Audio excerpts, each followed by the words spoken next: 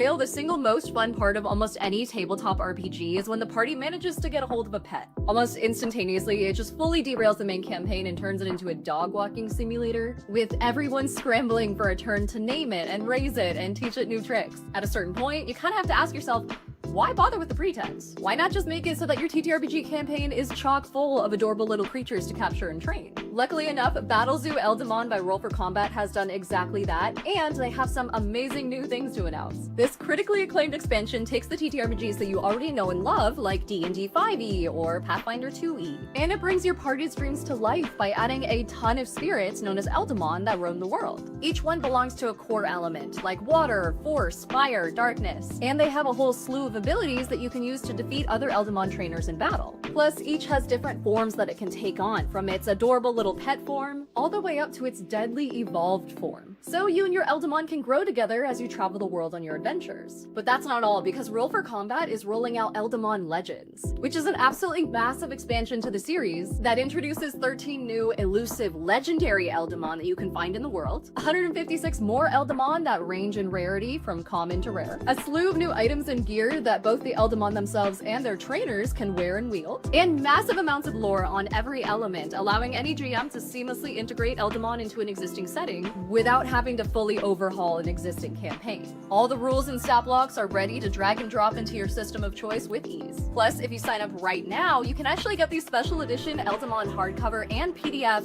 for $1. It sounds too good to be true, but I'm dead serious. You can get the original eldmon in all of its gilded glory, which is normally a $90 value, for just $1, which will get you entirely up to speed with the world of Eldmon when you back Eldmon Legends today. So what are you waiting for? Check out Battlezoo Eldmon Legends and begin bending the elements to your will and tracking down adorable elemental spirits today. And we're live. Look at this. Hello. We have no Derik. It's Derik. Derik has to reschedule. Derik said, I don't think he can even see you later tonight, Evan. That's how busy he is. So, All right. Well, hope he's okay. yeah, I don't know. I didn't get back. He just said he had to reschedule, and that was the last I heard. Well, everyone, welcome to Roll for Combat Live. I'm Mark Seifter, Director of Game Design for Roll for Combat. We've got, as always, or at least most of the time, Stephen Glicker, the publisher for Roll for Combat. And we have a special guest today. Evan, why don't you introduce yourself? Hey, I'm Evan Diaz with Nimble Co. I'm running the Nimble Kickstarter right now. So excited to be here, guys. The Nimble Kickstarter. And We're excited to have you. We are It excited. looks like it's the very last stretch to see if you get that million for the Nimble Nomicon stretch goal. Yeah, Nimble. I'm wearing my good luck party shirt right now, so we'll see. It seems like, looks like you're going to be doing a lot of work. That's all I need to say. That's all I'm thinking. I look at this and I just see more and more work being done every time. You'll help me, won't you? Sure. If you ask, if that's the first you've asked, I'll help. Well, look at that. We got a super chat already. I can't even catch up. Things are going so fast. Wow, we've actually got two. We got Eldmon and Nimble Wen. Yeah. And then Battlezoo Bestiary for Nimble Wen from two different people who put it at almost exactly the same time as each other. Honestly, Battlezoo Bestiary for Nimble, I think, would be like, out of the two of those propositions that came at the same time, I think it would be like more on brand for us, because we already have a Shadowdark for some of those bestiaries, and you can always use more monsters in a cool, whenever you have a cool new system that's like, this system rocks, it's great, it's fun, it has good player options, but there's never enough monsters when you're starting out. And so like adding new bestiaries with more monsters, I think would be cool. But obviously there's a limited number of projects we can do. Well, yeah, the good news is you can use the 5e books as they are. So don't wait for that. You can. Hey, wait a second. I was going to say you and I were already talking about this, but now you're like, nah, you don't need that. You don't need it. Thanks, Evan. I guess we're not doing it now. I kind of thought that in 2 seconds we went from we're doing Stephen it was saying, so we're I was not trying to doing segue into it. I was sorry. like, we don't. I take it back. I take it back. No, it's Don't fine. look at me. It's true. You can use the 5e books. It works, but it's better to have ones that are like inherently built for Nimble. Like, I looked at the difference between the Nimble monsters and the 5e monsters, and I can see how the math stacks up. It's actually kind of similar to went way back when we were creating Starfinder First Edition, there was a thing from on high that said you have to be able numerically to use the Pathfinder First Edition monsters. We're kind of that was sort of like a demand from like a pretty high level, and this caused numerous constraints that forced us not to do certain things with all of Starfinder as a whole. It did wind up working, even though they had completely different action economy. But the math worked out. You could do it. But nobody did it, and it was much more fun to use the actual Starfinder monsters. And I think I'm in the same boat when looking at Nimble monsters versus like the 5e monsters. I see how the math works and that you could do it, but I would almost always want to use a Nimble monster if I could. Yeah, I mean, I'll tell you a secret. As someone who's been dealing with this forever, and Mark too, you put out those conversions, and I don't want to crap on your Kickstarter in any way, Evan, because your charts look great. Like I watched your live stream and how you converted it, and it looked good. But at the same time, if someone had the choice between doing that and converting it and having them pre-made, I'd say like 98% of the people will just take the book, and they don't want to convert it. They just don't want to. Steven, why would that be saying something bad about the Kickstarter? The Kickstarter I don't want to think it's like, you know what, you don't need it. You're not going to do it anyhow. You're no one's going to use this, so why do you need it? That's why. It's not true. It's not true, because people will do it. Also, if you have a quick monster and you just want to convert it, you can, because Nimble's pretty straightforward. It's not like you're converting, like, I don't know, Pathfinder to like Boot Hill. It's like, it's pretty forgiving. Yeah. Right, exactly. It's pretty forgiving. It's a pretty even D&D and Pathfinder conversions are tough. That one's really D&D tough. and Nimble or D&D and Shadowdark are much easier. Yeah, it's very hard. Actually, the thing is, so this is how it all came about. Evan and I were talking about Nimble, the Battlezoo Bestiaries in Nimble. We were talking about that. And then I said, hey, why don't we try a sample? And then I gave him the the grand prize winners from Elemental Storm. And I gave him the seasonals. And then Evan did them just to show what it would take. And then the rest is history, right? So there you go. Whereas I received a copy of those seasonals with no context, which is why I was sort of segueing over earlier on. I said, check this out, and you're like, oh, okay. And then you didn't watch the video. You showed me a video about converting monsters, and then you also gave me the seasonals. I thought it was awesome. Okay. Anyhow, I thought it was good. I thought you did it, but I can't believe. And actually, I do have some notes. So obviously I was thinking this as you're trying to convert them. These are the most complex monsters in the book. Not the most, but pretty complex. And then you're like, oh, look at all these cool abilities and this thing where they change shape and they change their attacks. We'll just take all that out. And I was like, oh man, you went past the bone. As we say, when we converted our monsters from 5e and Pathfinder to Shadowdark, we cut to the bone. You cut past the bone. You cut to the soul. You cut to the soul. There was nothing left. It was just it was like a that's why I thought it was cool. It was cutting really deep down. I would actually put them on the low to mid end of complexity, just simply because they're not as high level as some of the other monsters later on. But they weren't nothing.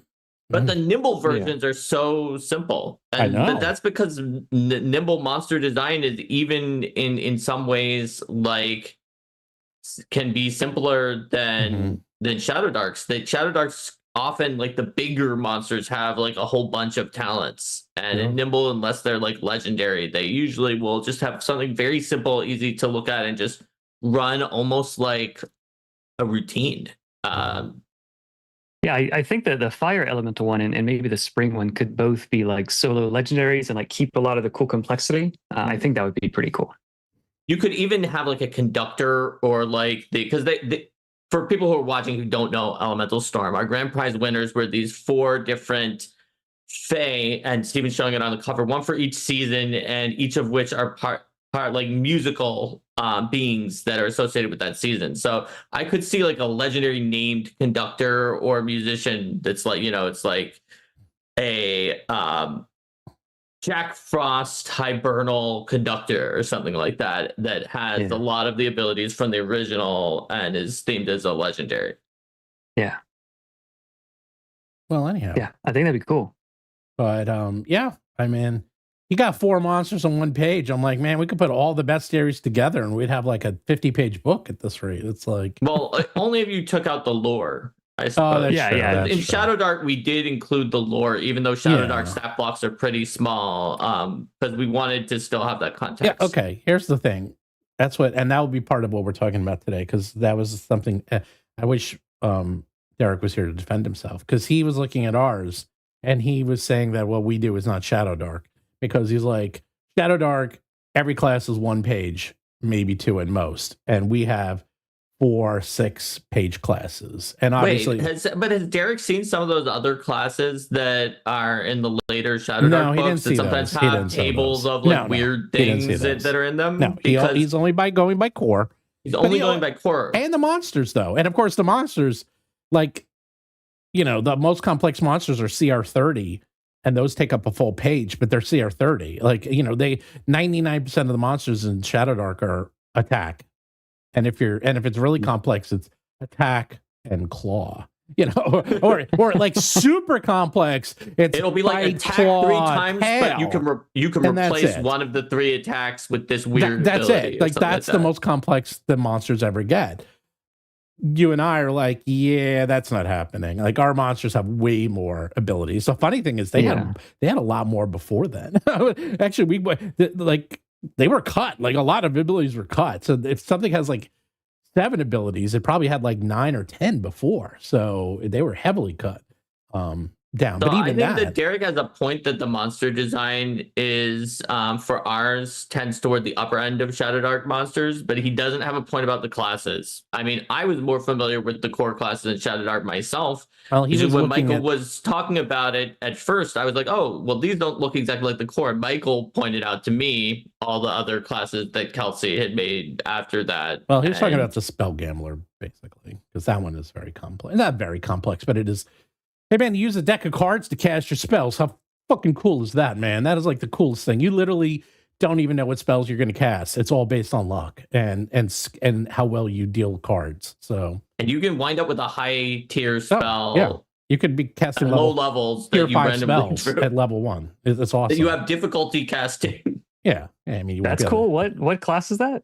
The Spell Gambler for Shadowdark. We came up with I'll have to look into that. Yeah, so awesome. if we were doing like your elementals in a Nimble style, like you want to have the lore and you want to have some tactics in there, maybe some loot for each one of those. So I think each one could be, instead of like the A4 size book, it could be maybe A5, but still 1 monster per page. So it'd still be the same size, like same thickness book, but maybe smaller, like the Nimble size book. No, I see what you're saying. A smaller, just page size. Yeah. No, if we did it would match yours exactly. We would want to match exactly to fit alongside your Nimble books, just to make it easy for your shelf. Evan and I have the same printer. It looks like everyone's using my printer because we're using the same printer as Shadowdark, so our books are exactly the same. And if we did it, our books would also be exactly the same as the Nimble books. To be fair, it's no coincidence you have the same printer as Shadowdark when you introduced Kelsey to the printer. And I think I introduced Evan too by accident, indirectly. Yeah, JP, who you introduced to the printer too, and the JP. Correct. Yeah. So in a roundabout way. I also because I introduced JP and then JP introduced the degrees of separation to Stephen Glicker. Hey man, what do you want? I know everyone. I like it. Well, I have because the printer we use, the quality is absolutely fantastic, and they are really inexpensive comparatively. Like, you know, there's not that many printers out there, and the ones that are out there, some of them are pretty expensive. So, and there's no difference in quality. So, anyhow, so we had not let Evan talk. So let's let Evan talk. So here's the funny part. So I've said it before, but we'll do the little intro. Is that way back when? Is that I saw Nimble was out and I thought it was pretty cool. I was like, oh, that looks pretty cool. So I bought it. I literally bought it. And then when I get with a little note from Evans like, oh, Steve, why'd you buy it? I would have given it to you. Oh, here's some free stuff. And then I felt like an idiot because I was like, I don't know. you know, I didn't want to like come out. I didn't know you. I was like, I'm not going to start asking for it's $150. I was like, I'm not going to ask for a $150 box set for free. But now I am. Now I'm going to ask for everything for free. But now you know better. Now I know better. Learn. But yeah, then I got it. And then I was like, oh, this is so cool. I love these little books. I love little books. They're so tiny. They're so cute. It's like, compared to the crap I have to deal with, our books are weigh like 500 pounds. You were packing my booth. Evan knows how heavy my books are. He was helping pack in the booth. He was like, oh my God, this stuff's so heavy. Your books, I can juggle these things. They're so light. The books are literally nimbler. They're more nimble. La la la la. $150. You get a lot. You get 3 books, you get a screen, you get cards, you get more cards, you get more cards, you get more stuff, you get a box. So hey man, it's a box set. And that one had a cloth map also. And I got my cloth map. Look at that. You got everything. You got it all. You gotta catch them all, right? Or is that something else? Oh, by the way, before we get into that, someone asked me why all the Pokemon are on the screen, Mark. Someone said, what's up with the Pokemon? That in chat. I answered that there too, but these are Battlezoo Eldmon. We have an upcoming Kickstarter that's probably going to be on the 24th, which is 2 Tuesdays from now. 2 weeks. So check it out, and you can even pre-order to get Steven's outrageous pre-order deal, where you wind up getting a special edition hardcover for $1. You get this for $1. He's holding up. $1. It doesn't really make any sense other than the fact that it's getting $90. a lot of people to pre-order will help us count the number of things that we need to make, but it makes sense for you to pre-order. I mean, if you don't want it, I mean, it's $90. I mean, actually, I've seen this happen where it's like, it's too good a deal, and then people won't do it because they think it's too good. So I'm like, yeah, I've heard at least a few people who thought it was a fake because the deal was too good of a deal. And they were like, it can't be real, though. Because a $90 for $1 for like a 350 page book, though. It is the exact opposite of Nimble. In fact, which weighs more? This weighs more a little bit, just a little bit more, though. Just a little. But anyhow, so I got this, and then I looked at it, and I said to myself, "Wow, this layout is great." Now, Evan and I think Evan and I are like brothers from another mother, because he does his layout. I do my layout. You and I do you do all like the design and layout and do all your Kickstarters. I don't do you actually wrote yours. So that's where we differ, because Mark does all the game design. I don't do any of that. I say I don't do that. I do, but I don't do the core game design. He has good ideas to help things out. And I help at the end. I'm more of like, after it's all done, then I come in and muck it all up. So Steven also often thinks of every little loophole or missing thing. He's like, what if they did this? Oh, that I'm very And we're good like, oh yeah, that's true. That's a good point. Oh, I'm very good at finding the holes, and then that's where we have to rewrite and add a lot of text is in patching. And also the adventures. I like writing the adventures, so I write a lot of text in the adventures. And some of the dragons, I write some text in dragons. Not as much as Mark does. But so with that in mind, how did this all come about? And then we'll let Evan talk, because we won't shut up. Tell us, Evan. Tell us the beginning, the middle, the end, and how you will be doing Nimble for the rest of your life. You're stuck. You're stuck doing this forever. Yeah. I distinctly remember telling myself, anybody who makes their own RPG it's so stupid. No, like who would do such a thing? I would never do that. A buddy of mine invited me to play D&D years ago, and I didn't want to. I was like, no, I'm not going to do that. And then so I said, all right, I'll do it once, just so he can get off my back, and I'll say I've done it, and then I'll be busy from then on. But we played once. We had 12 people, I think, 11 or 12 players. So it was very slow. But even with that, it was like there were these bright spots, these moments of like wow, this is like kind of amazing. Like my first RPG experience. So we played a few more times, but then he moved. So it was either we stopped playing, or like someone has to volunteer to be the DM, and they volunteered me to be the DM. So I started running it, and then I realized how much fun it could be to homebrew stuff and to fix things that were frustrating and slow and that kind of stuff. So I just started, and it just started as homebrew rules for my table, and it sort of took off from there. What prompted you? Okay, here's the thing we were talking about recently. Coming up with an idea is easy. Like say, oh, I'll come up with some simplistic rules for D&D. But that's not the same as doing this. Like that is the difference between the people who publish and the people who think they can publish. Because a lot of people have ideas, but you had to do, I mean, there's a ton of art. Like this is not a small project. It's like you start off with one book. I mean, you started off with 3 books, cards. Like this is a lot for your first project. Like, or actually, it's your second project, but you know what I meant. Like your first big project. Yeah. So I started off just printing out some zines at Kinko's or Office Max or something, and it was that, like a little zine like that, just for my friends. Yeah. And I put it up on, I think, Drive-Thru RPG for free, or pay what you want, just so people could see it and, like, you know, make their games better. And like 0 people saw it. So I said, all right, if I'm gonna get people to see this, I guess I got to do a Kickstarter. So I reached out to some people on YouTube, like, hey, I'm thinking about doing a Kickstarter. You do a video of this. So I figured I would lose money or maybe break even if I was lucky.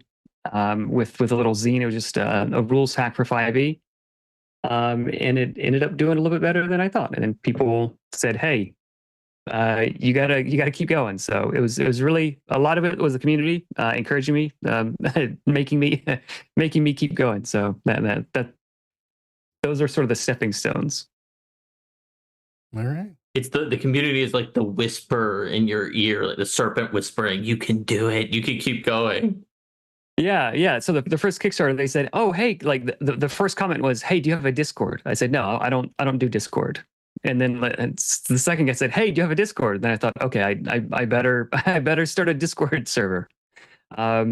And then just the process of that, like the process of developing it open in front of everybody, like while that Kickstarter was going, and then like when I was delivering it, I did all the development sort of out in the open. I streamed a lot of it. The community like really helped with a lot of playtesting and ideas and tweaking things, that kind of stuff. And I sort of did the same thing with the second one, where it was its own thing. And it didn't start off as 3 books and a big box set and like a lot of different things. It started off like much simpler and much more modest. And it sort of grew as that crowdfunder went on. So it sort of just happened organically and on accident. It took on a life of its own. Yeah, you could say that.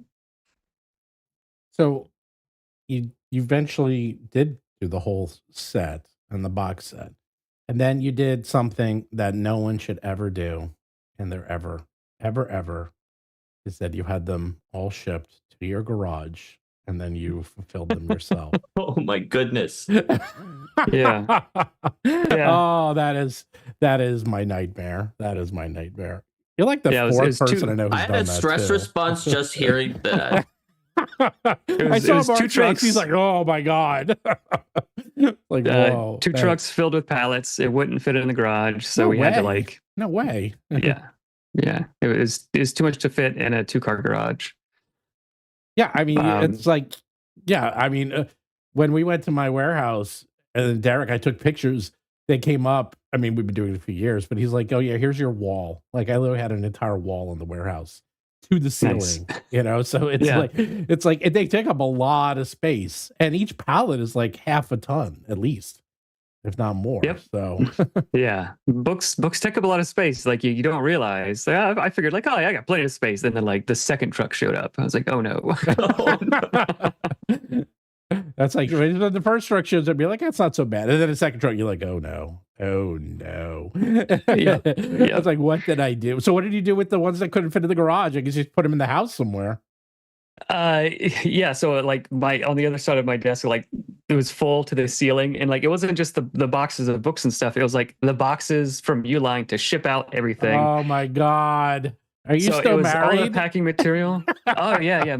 My wife was in the garage with me, and my mom, and like my kids were there, and then friends from church, and like just all like we were just all like, oh my, yeah, it was fun. Like I don't know that I would do it again, but it was fun to have done it. No, it's not. It's fun. It's in retrospect because it's over. Yeah. Oh, it's one of those things that just becomes a lovely story afterwards, but that during the time, I'm sure was a little bit scary. Everyone I know who's done that, because the first one, so John Stats, who did the WoW Diaries, and he did his own, but he had like 10,000 orders, and he told me what a nightmare it was, mostly international and Canada and stuff, and I'm just like, why, man? Why? And it's like, how and why are you doing your own fulfillment? It's not worth it just because the amount of time it takes you.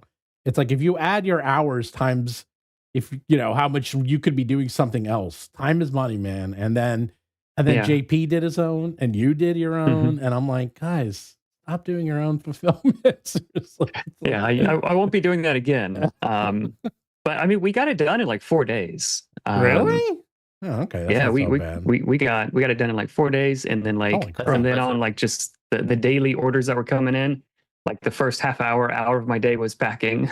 So that part took a little bit longer. Man, that is all right. God bless you. I mean, well, you had the whole church. You had like 20 people helping you. Well, I had like 2 or 3 people come over. I had flashbacks of like, so when my daughter was in Girl Scouts, and then we had all the Girl Scout cookies came in, and we stored them in my house. Oh, and so we had the entire house, like the first floor was filled with cookies, which was both wonderful and horrible, because you're like, oh God, why are there so many cookies? And it just smells like cookies. And I'm like, no! You could just eat a case or two and nobody would miss it. I had to just stare at them. It's like living in a bakery. It was horrible. Oh, yeah. But I have funny pictures of like the house just filled to the rafters with cookies. And we just had people come over and pick them up, so it was the opposite. Okay. But it was because the Girl Scouts they all get their orders, so and that was too much. So I was like, never again, ever, ever. I will be having a fulfillment partner help me with them this time. Yes, probably. It's so easy to do, and they don't have to do anything. Although I will tell you, fulfillment partners do mess up. I have a fun story. Do you want to hear a fun story that happened today? Mark, do you want to hear a fun story? So I want to hear a Steven story. Assuming I haven't heard it before, let's go. Just happened today. Brand new Steven story. So I've been working with BackerKit on testing fulfillment, and it's a long story, but I actually want to do fulfillment differently. And I came up with an idea. So I've been working with BackerKit and their programmers, and working on how to rewrite their API so it works. So I've been testing sending orders from BackerKit to Shopify, and I've been sending all these test orders. So I send a test order to Shopify, I cancel it right away, and then so I cancel it, and then I just been doing this like over and over again. And then today I get my wife's like, oh, Steve, you got some packages. And I was like, oh, okay. You got 12 packages. And I'm like, all right, what are these packages? And then I look, and there's a couple of packages, and then I was like, oh, they're from Crown, which is the people I use. And then I'm like, oh, this is some really nice packaging. And I was like, wow, look at this. This box came out really good. And I was like, because now Crown fulfills Goodman Games. They do a lot of people. So, I get stuff from Crown all the time. So I'm thinking, what did I order? I don't know. I ordered the order didn't get canceled. Right. Well, hey, we can stay right. So then at first I'm like, wow, this is really good. I got to call Crown and tell them they should package my books like this, because this is great packaging. And then I open it up, and then what's in there is my books. I was like, they didn't cancel them. I got like dozens of. I'm like, great, guys. Now it wasn't too bad because they sent me my own books, so it's not too bad. Yeah. But I'm still. They got you something they know you like. Yeah, and I'm paying for it. So I'm like, okay, I just paid myself to ship my own books to me. So, right. You had to pay a bunch on shipping. Yes. I just. Anyhow, I like called him up. He's like, oh, I guess it's too fast. I guess the orders went in so quick. I'm like, I guess, but shouldn't it like cancel them? If I cancel, should it also go back? But I guess not. I don't know. We're gonna figure it out. But yeah. So I don't know how many more of these are showing up. But wait a minute. If the orders were canceled, Yes. Like, pretend that you weren't the one paying yourself. Pretend that this Yes. was a Exactly. nasty person who wanted your books for free. That is correct. Would they have gotten their money back Yes. and still gotten it shipped to them? Yes. Now, I don't think this Yeah. happens a lot. That would have been even worse, I guess, for Well, you. that's why I called, because I'm like, look, it's no big deal if it happens to me, but if it happens to other people, because I think it's very rare. It's a handful. Like, I could probably count on one hand the number of times, but I guarantee all 5 of those people never wrote me and said, hey, guess what? I came in the mail. And anyhow, whatever. So I came up with a new plan of how to fix that, but it was kind of silly to have my own book. Do you use BackerKit for all your pledge manager stuff? I use BackerKit, but I have a weird relationship with BackerKit because we helped rewrite most of their back end significantly, and I actually still talk to their coders.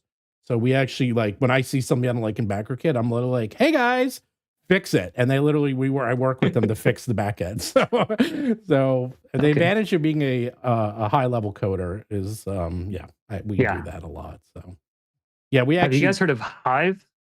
I've heard of all of them, but to be honest, all of them, as far as I know, none of them do as well. I don't know. I have never tried any of them. That's the issue. It's like the difference in cost is almost nothing. And that's the problem. It's like if one of them was like half the cost, then maybe I would use them. And now that you have a personal relationship with BackerKit, you can easily talk to their coders and get features you wanted added. Exactly. It makes sense that you now would stick with them. And everyone I know who's tried something else has never had great. The only ones, the board game companies I know do use others. They don't use BackerKit, they use others. I don't know. And to be honest, I've never tried any of the others, and I don't know anyone who's tried them or stuck with them. And the ones who have always regretted it. So why are you going to use Hive instead? Or are you going to use something different? I think so. Andrew from Crowdfunding Nerds, he recommended them. Yeah, he's used them in the past, and I talked with him. So I'm thinking about using them. BackerKit was going to charge me like $30,000, I think, to just for the pledge management. Well, it's a percentage of your. It's a percentage of your. As I said, what does Hive charge? A percentage, but only off of what you raise on their platform.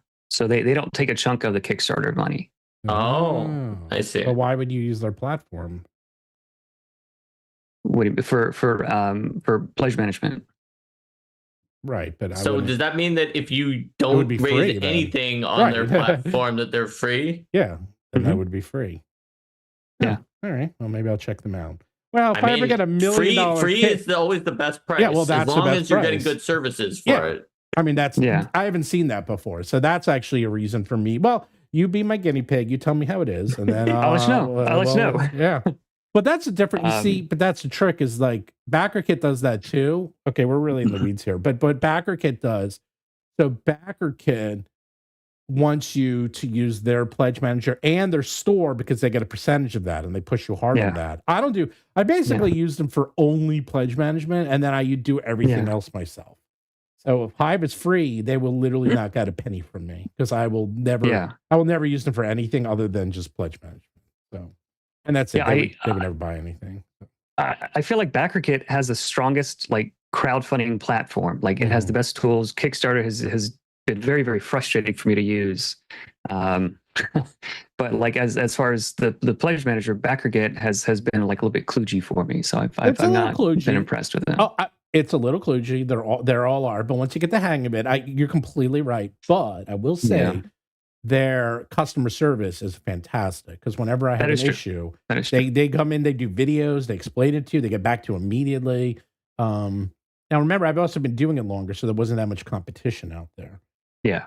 Someone says Sanderson uses BackerKit. I can pop up people's things. I'm not sure why I'm not. Well, Sanderson uses BackerKit, but I guarantee Sanderson has a rate.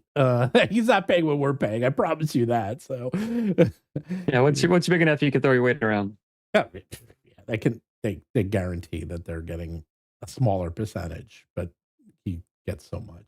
I mean, he easily gets those kind of offers. I've seen at least in the past at one point it wasn't for crowdfunding, but it was for something involving I think audiobooks or something. He was offered like a thing where like he got it for free or something like that because he was Sanderson, and he was like, could you instead give me a good price but then offer a better price to other people? Because the idea was for this new smaller group to give it to him for free to get other people to come onto their platform. So at least he does sometimes use those offers to try to help other people too, which I think is a nice thing. Yeah, I mean, for you, it definitely makes that though, because they don't take a big percentage. I mean, Backer Kid takes like 2.5% or something. But you got $1 million. It's starting to add up. Evan's got to keep every penny he's got for them wooden boxes that he's making. I'm very curious to see how those wooden boxes come out. I'm very excited. I'm very excited to see all the new things you're trying out, so I can learn from you, Evan. Yeah, absolutely. I've learned plenty from you. So well, you have learned nothing from me. What do you learn? You haven't learned. I never tell you anything unless you ask. But what do you learn? I'm curious. I've got my Battlezoo Bestiary over here. That I bought years ago. Wow. And just going to Gamma and talking with you and all the stuff that you've told me over the past 2 weeks has definitely been more than enough. Yeah. So I did want to talk about that. We will get to the topic, but what did you think? I wanted Derek to be here because Derek never went to Gamma. Have you ever gone to a gaming show, period? Nope. Wow, having Gamma as your first gaming show is very unusual. Wow. Gamma is completely not like any of the other ones due to its unusual composition. This guy's going to make $1 million on the Kickstarter, and he's like, I've never been to a game show. He's like a little newbie. He's like walking in. He's like, who's this? Like, just give me money. Wee. That is a weird impression, Steven. I know. I'm being nice. I'm impressed. He's got the golden touch. Got the golden touch. So what did you think of Gamma? Gamma's really weird. I really liked it. I liked it. It was like a really big show, but not like an overwhelming number of people. And I was able to talk to like a number of people like that I've known online, but like haven't actually met. So that was nice. It was great. It was great. It's so funny. Mark, how many people do you think went to Gamma this year? They sent out the count. How many went to Gamma this year? I don't remember from last year what they normally have. It was some sort of a record, wasn't it? It was a record. You know what the record is? Is it 20,000? Nope, a whopping 3,500 people. Okay. There you go. I knew that the Gamma was generally small, but when you said it was a record, I thought maybe it was a lot bigger this year. It was 700 more than last year. Yeah, no, it's 3,500 people, which is really, you were talking about considering small. that it can only be retailers and game industry professionals. That is a lot of people. So next one you're going to go to is Gen Con, which has like 250,000 people. So it's going to be a little different. Will you be at Gen Con? Are you going to Gen Con? I don't know. When is it? It's in August. I have no idea. It's the end of July, beginning. Yes, you have to go to Gen Con. I can't believe it. If you're going to go to only one convention, you got to go to that one. Some people are now doing PAX Unplugged if they can manage to get in. But PAX. Well, they both sell out. Yeah, they sell out all 4 days. If there's only one convention at your level, you should go to get. But what if you can't get a booth, Steven? Are you going to help him out? No. I'm talking about to go.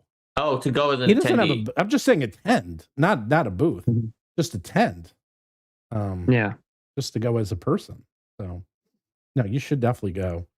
Boy, you'll be like fawned all over the place. People coming up to you, having you sign their books. You'll love it. Great. Well, they won't have their books by then unless they back the first one. No, they'll have maybe they'll have you sign their ones for the first one if they know you're going to be there at least. Yeah, if you say you're going, people will bring their books just to have you sign them. Okay. Steven sometimes gives space at our booth for just random other people that we know to come and sign if they don't have a good place to do it at particular times. Cool. I assume you guys are going to be exhibiting there. Yep. Maybe. Oh wait, it's not a Maybe. yes, Steven? No, we don't have a booth. They wouldn't give us Oh one. wow! Oh, that's right, because we shared a booth from We last time shared that one. didn't count as Doesn't count, and I've been didn't count as trying. precedent. But I have a Man. lot of connections, and I'm working the angles. Yeah, it's impossible to get into Gen Con, and I tried every trick in the book I had, and they're like, nope, and I'm like, come on. So, I would have thought that splitting one last year counted as precedent, but I guess not. No, well, they're really, the problem is like 3 times more people want to go than have booths. What drives me crazy is there's people in that booth. There's people at Gen Con who have 10 by 20s or even 20 by 20s, and they have like one book. And I'm like, come on, really? And one of the things they care about is one of the criteria for getting a booth at Gen Con is like, are you basically a nobody, or do you actually have products that people want? That is taken into consideration. And that's what drove me insane, because I was like, guys, like, seriously? Like, you're not having us? Like, we have Deathbringer. We are the largest third-party publisher for Shadowdark. We're the largest third-party for Paizo. I have everyone from everyone. Did you talk to them after Deathbringer won that Ian World thing? Yes. They're like, sorry. And then I even said, all right, I'll sponsor it. And sponsorship started like $40K. And I'm like, I'll do a sponsorship. Which sponsorship level do I need for a booth? And they're like, none. You don't get a booth. I'm like, what? That's by the way, that's never, I've never heard that ever.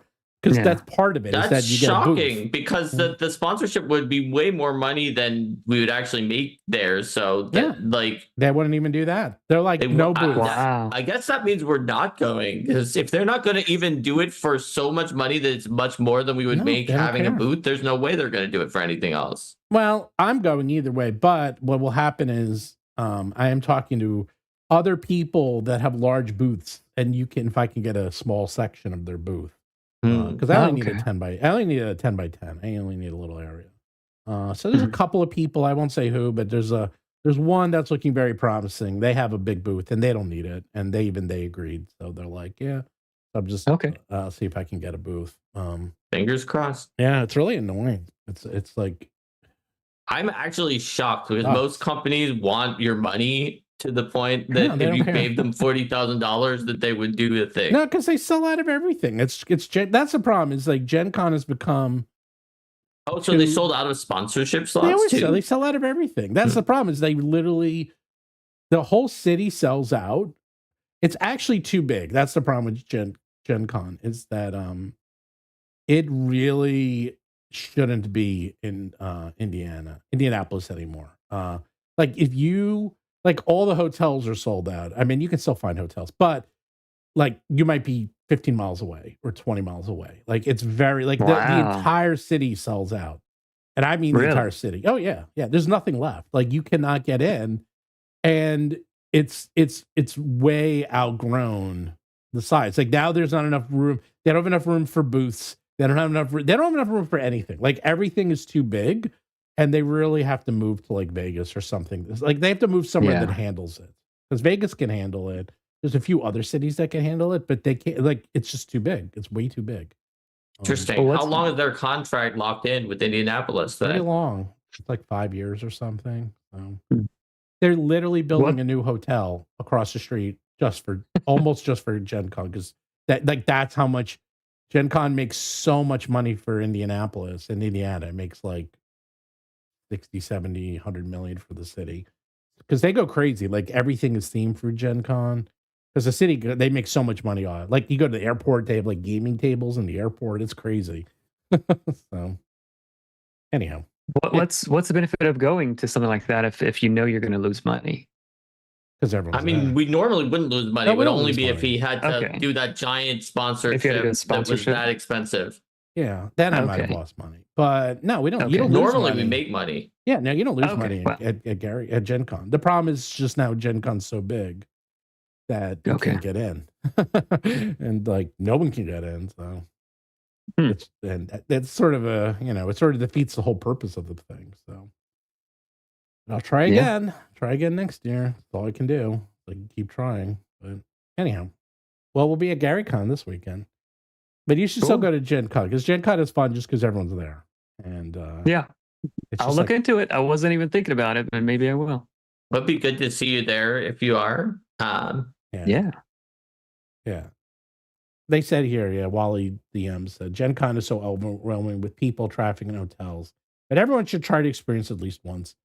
I think that's probably true. Yeah, it's like basically until COVID, it was really good, and then like 2 years after COVID, it just got overwhelming. It's too big. I never thought I would say that, but it's actually way too big now. Like just way too big. It's just unfortunate that Do you think PAX Unplugged is better now for the size and the vibe and the Philadelphia space? Yeah, definitely. So here, someone wants to see, can we hear more about Nimble and why we should back it? I love the simplicity of Shadowdark as a DM. Yeah, there's a few people who said that they're Shadowdarkers and they're Shadowdark mains, and they want to know, for a Shadowdark person who's already simplified to something else, what is the advantage they get from Nimble? And some of the people in chat have been answering, but let's hear from Evan, who probably knows this better than anybody. Well, I have Shadowdark somewhere. I think there it is, right there. I have Shadowdark. I've never played it. I really want to, but I've never played it, so I can't speak like of direct comparisons. But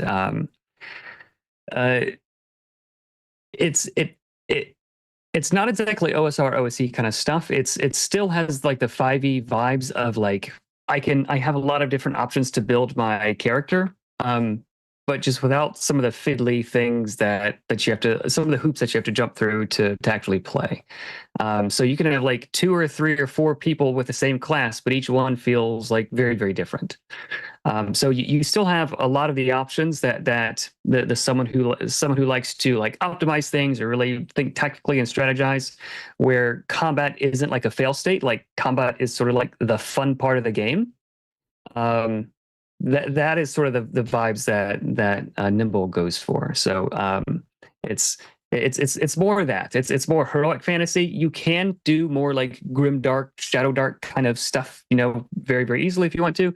But I wouldn't say it's super heroic fantasy, but it is definitely squarely in the heroic fantasy lane, I'd say.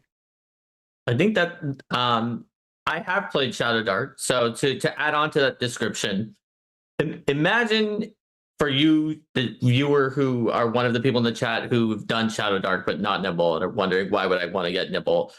If you, the GM, wanted to run kind of Shadowdark on your monsters, roughly, but your players don't want to play Shadowdark because they want to do a build and not roll randomly for their characters, and they want to have like more versatility with what they do on their turn.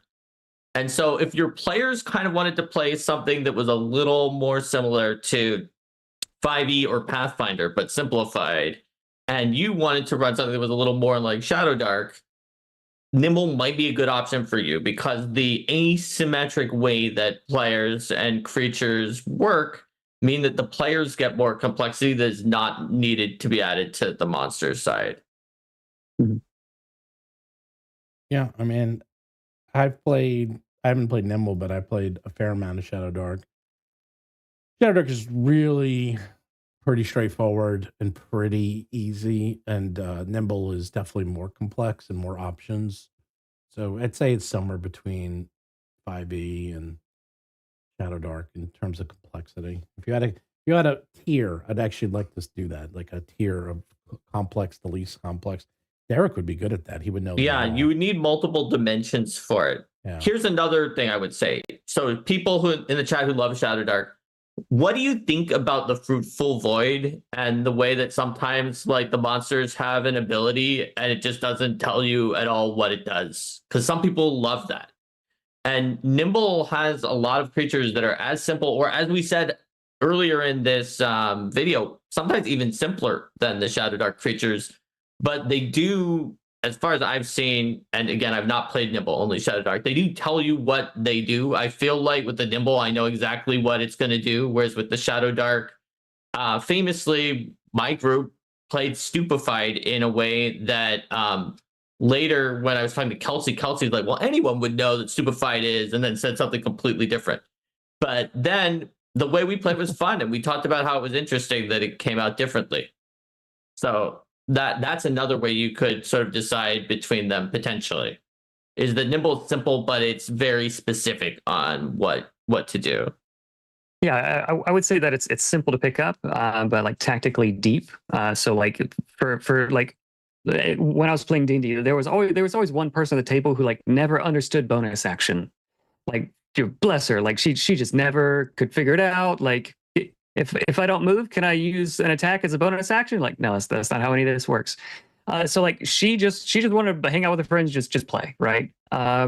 So like it'd be great for that person, but I had other people at my table who would like make spreadsheets and like calculate things and like really optimize, and like Nimble's great for that person also, because if you want to dive deep, you can do that kind of stuff.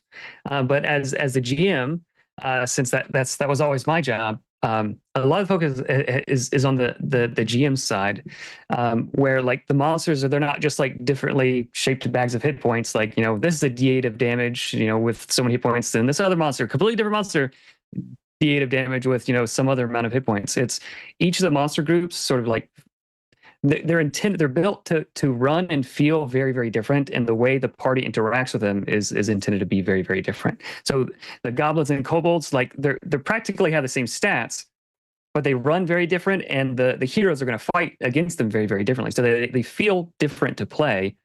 So you have more of that variability without needing to have like a stat block that is like a whole column long or whole page.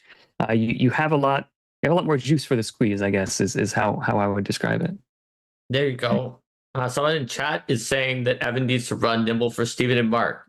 All of these are always proposed, and I will always say I'm up for it, and then they never happen. So I'm expecting this. I'll say I'm up for it. I'm expecting the same thing. Well, I would say we're up for it, but it has to be off hours. That's why. Because we don't have enough time. That's the thing. If you want to do it during working hours, then the answer is no. If you want to do it on off hours on the weekend, sure, I'll do that. But yeah, maybe we'll do it at Gen Con or PAX Unplugged. Yeah, that would be the time to do it. Yeah, those could be during any working hours, because I don't have time to play games and working hours. We work on games, Steven. We learn from playing games. Nope. Yeah, you can either design games or you can play a game, but there's no both. Steven, I assume that you're still okay with us testing our own games during working hours, because that is a core functionality of our game design. Nope. No games. Can't play any games. No game playing allowed at the game company. That's the number one rule. Not play games when you're making games. Well, you see, it's easier when we were playing video games. That's easy because video games don't take up much time. You can quickly throw up a game and play it. But these are role-playing games that take forever. So yeah. Well, but Nimble's faster. That's one of the selling points. If he wants to run it for us and do like an hour game, yeah. I'll be up for that. Yeah, you can get in and out level 1 in an hour. All right. Well, maybe. Not right now. I mean, we would need some more people. I'd have to get, I guess, Derik involved and one other person. So. But chat says don't get high off your own supply, Stephen Glicker 2026. Pretty much. The number one rule. That's the number one rule. You never get high off your own supply. I agree 100% on that. What's that? New then Jack? Why do you let all of your players on Monday every week play with all of your own like eldmon and dragons and all the stuff from That's off hours. You're right, but that's off hours. That's not during working time.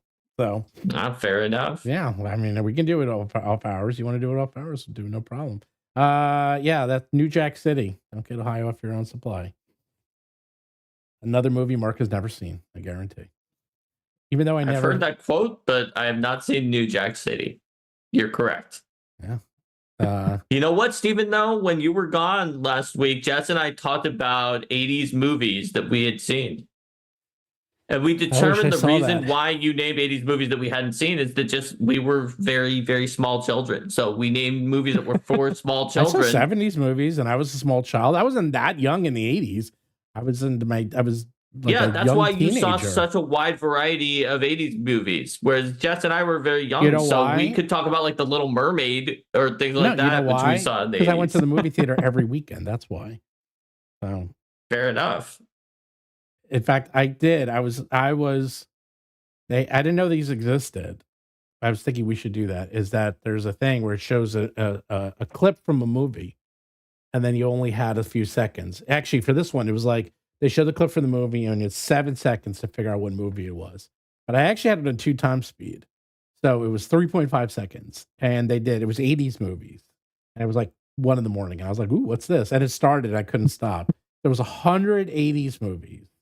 How many do you think I got? Did you get all 100? No, I did not get all 100. But how many do you think I? 100 is really at 3.5 speed. That's at 3.5 seconds. I'm gonna say that you got 96.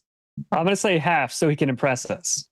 No, you were close. I got 97, and the only reason I got 97 is because the 3 movies I never saw. Like one was Mississippi Burning. I've never seen Mississippi Burning.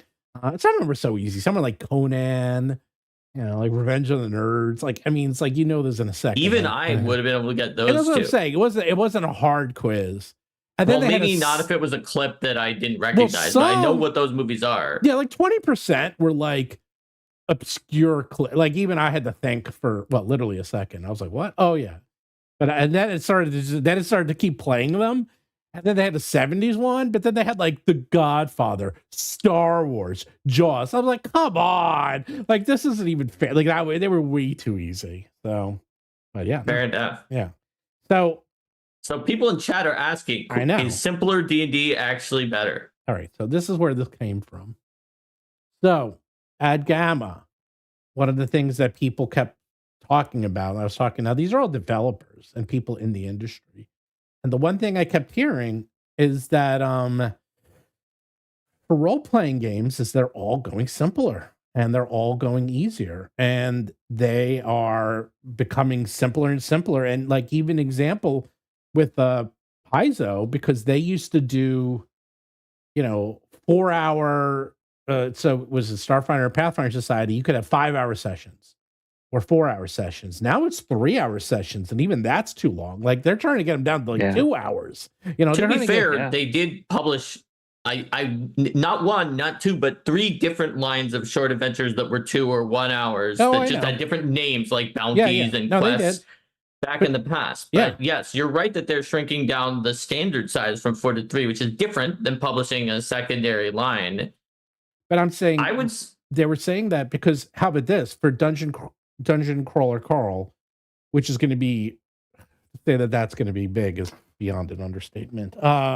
That is going to make Sanderson look small, I think, in retrospect, to be honest. I'm going to disagree with you preemptively. I won't. I'll tell you why. We'll see who's right. Well, do you know how many books Dungeon Crawl Carl sold in just last year?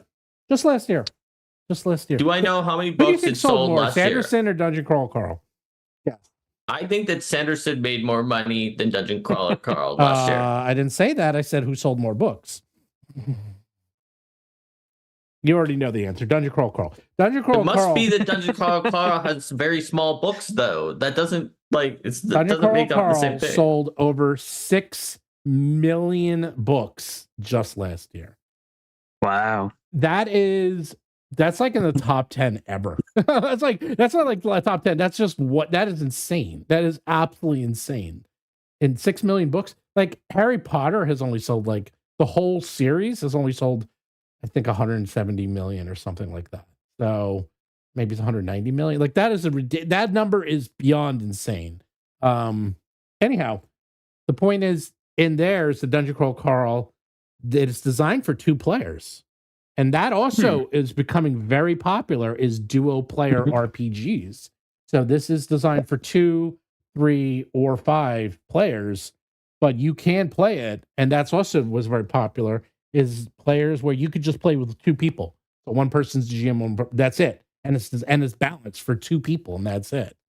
And that was fascinating. Yeah. I'm seeing a lot of the same things in the board game community also. Like solo games are really, really big. Just games you can play by yourself, and like that's bleeding over to the RPG scene. Like years ago, like board games, they were just like slow and clunky and boring. And now there's a lot of thought and work going into like modernizing them and like having fun mechanics and quick setup time and quick teardown time and like the inserts of the boxes so you can like do things quickly and it doesn't eat up all your hobby time. I think RPGs are sort of like a decade behind board games, and like now they're starting to think about this kind of stuff. I don't think it's necessary. I think simple is the wrong word. I think maybe mindful or I don't know what the word is, but I don't think Nimble is simple. But I think the design is just with an eye toward like these are people with real lives like playing, and like Like my buddies, they have to get like a babysitter to come over to my house and play. So like, I don't want to waste their time because they're paying a babysitter $20 an hour, $30 an hour to watch their son. So like we just need to get more out of our game nights. So like if you don't have to take 3 or 4 or 5 steps to figure out one thing, then you can get more stuff done and you can have more fun and the rules sort of get out of the way. I wouldn't call that simpler. I would just call that streamlined or something else. I'm not sure what what the right word would be. Lighter and more streamlined is what I would usually say. Yeah.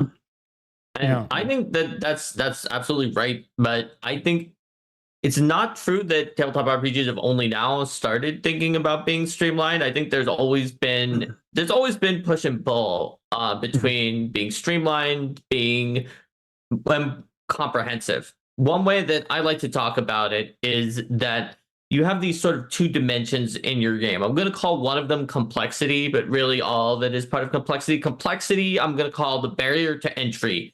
All the rules that you have to learn to get into it, all that cruft that can sometimes slow you down is the complexity. Then the other part of complexity I'm going to call is depth. That's like the amount of stuff that you can do, the interesting combos and play space that you've created. So in a 2-dimensional graph, a lot of RPGs want to have depth without having too much complexity. And there are some who maybe, like you would say about mindfulness, Evan, we're mindful. We don't care about how much complexity we add. Maybe it even makes us seem more fancy to have more. So we'll add more, but we want a lot of depth. Whereas there are other games that, like, for example, Pathfinder 2e wanted the maximum depth. And within that level of maximum depth was mindful of complexity, but not if it reduced depth. Whereas there are other games that say, okay, we want a relatively small amount of complexity. We'll try to maximize as much depth as we can get within that complexity limit. So it's 2 different sort of design problems that are trying to be solved. I think there's a space. I don't really find a good game design rationale for, we'll just add complexity and barrier to entry just to make it seem fancier. I don't like that idea. But I do think there's space for both. Let's get the most depth and try to be mindful of complexity versus let's get a small enough complexity to be light and streamlined and easy to play. And then within that space, try to create depth. I think they're both good. They're both important. And they both speak and sing to different styles of players. But what is true is that the lighter streamlined game takes way less time and resources to make than the other one does. And so that could matter a lot for a company, especially if you're one person or a small group of people, because if you can sell the same and make the same amount of money on either of them, chances are you can do it in sometimes 10 to 20% as many hours as it would have taken to make the really gigantic one. Yeah.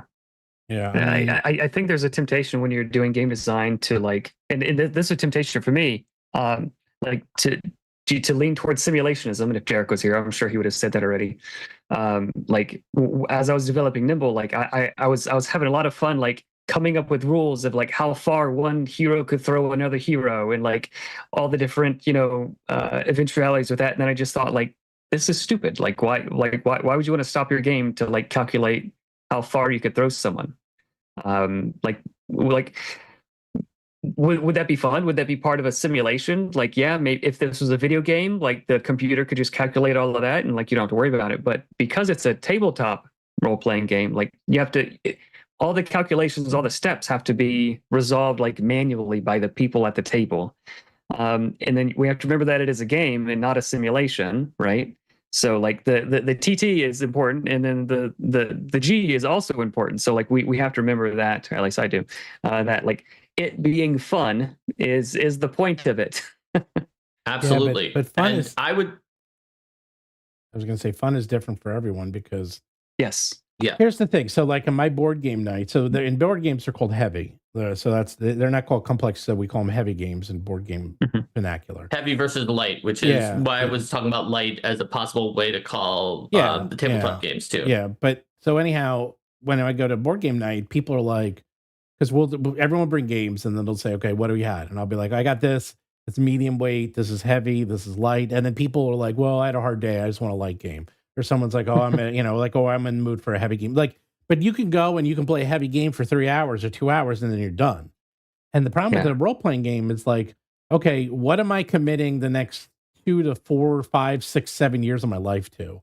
And you're stuck with it, like, and that's the thing is like, and I play Pathfinder 2nd Edition and we play about as heavy as you can get. Like we play super heavy. And I know sometimes people don't want to play because they had a hard day or they're tired, because they're like, ugh, most times people want to play because that's what my group likes. We like it. Yeah. We like it very, very heavy.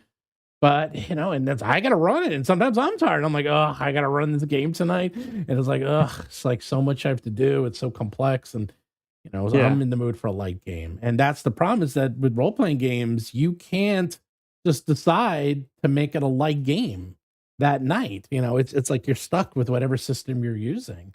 And I think because of that, it's turning into, unfortunately, it's like the shitification of gaming. It's like, okay, well, everything, not that your game's this way, but like all gaming in whether it's video game or board games or others, like they're going simpler and simpler.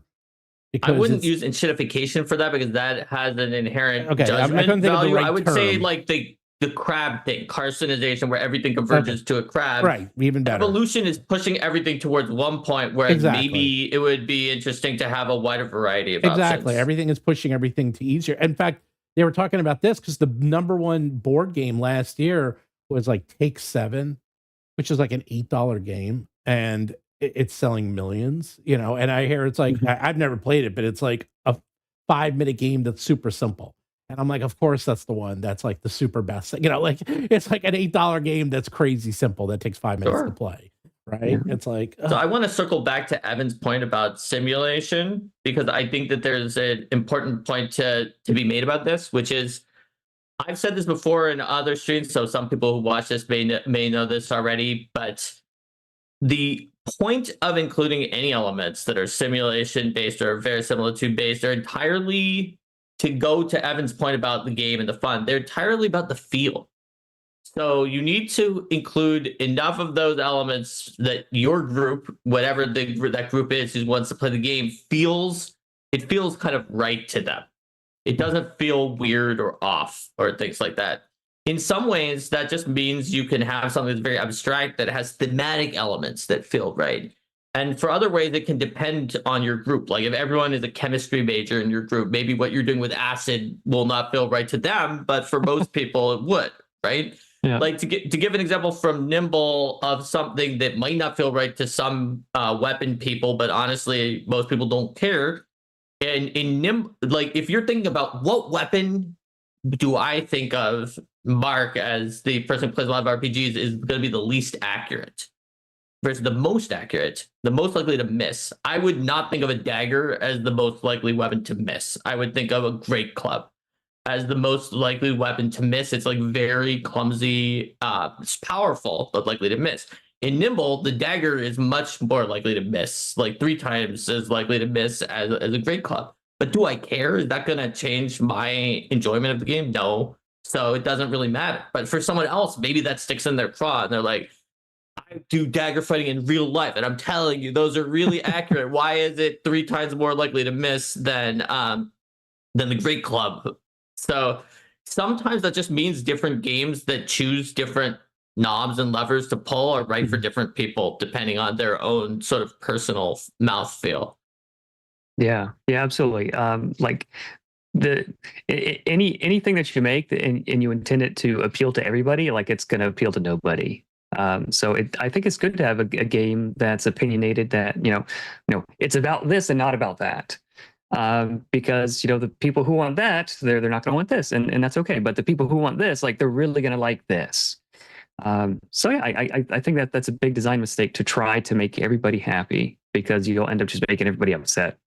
Unless you're Dungeons and Dragons or something that has such a big brand name that you just dominate automatically by being yourself. That's the only time you could go for the strategy of big tent, where you're just trying to be everything to everyone.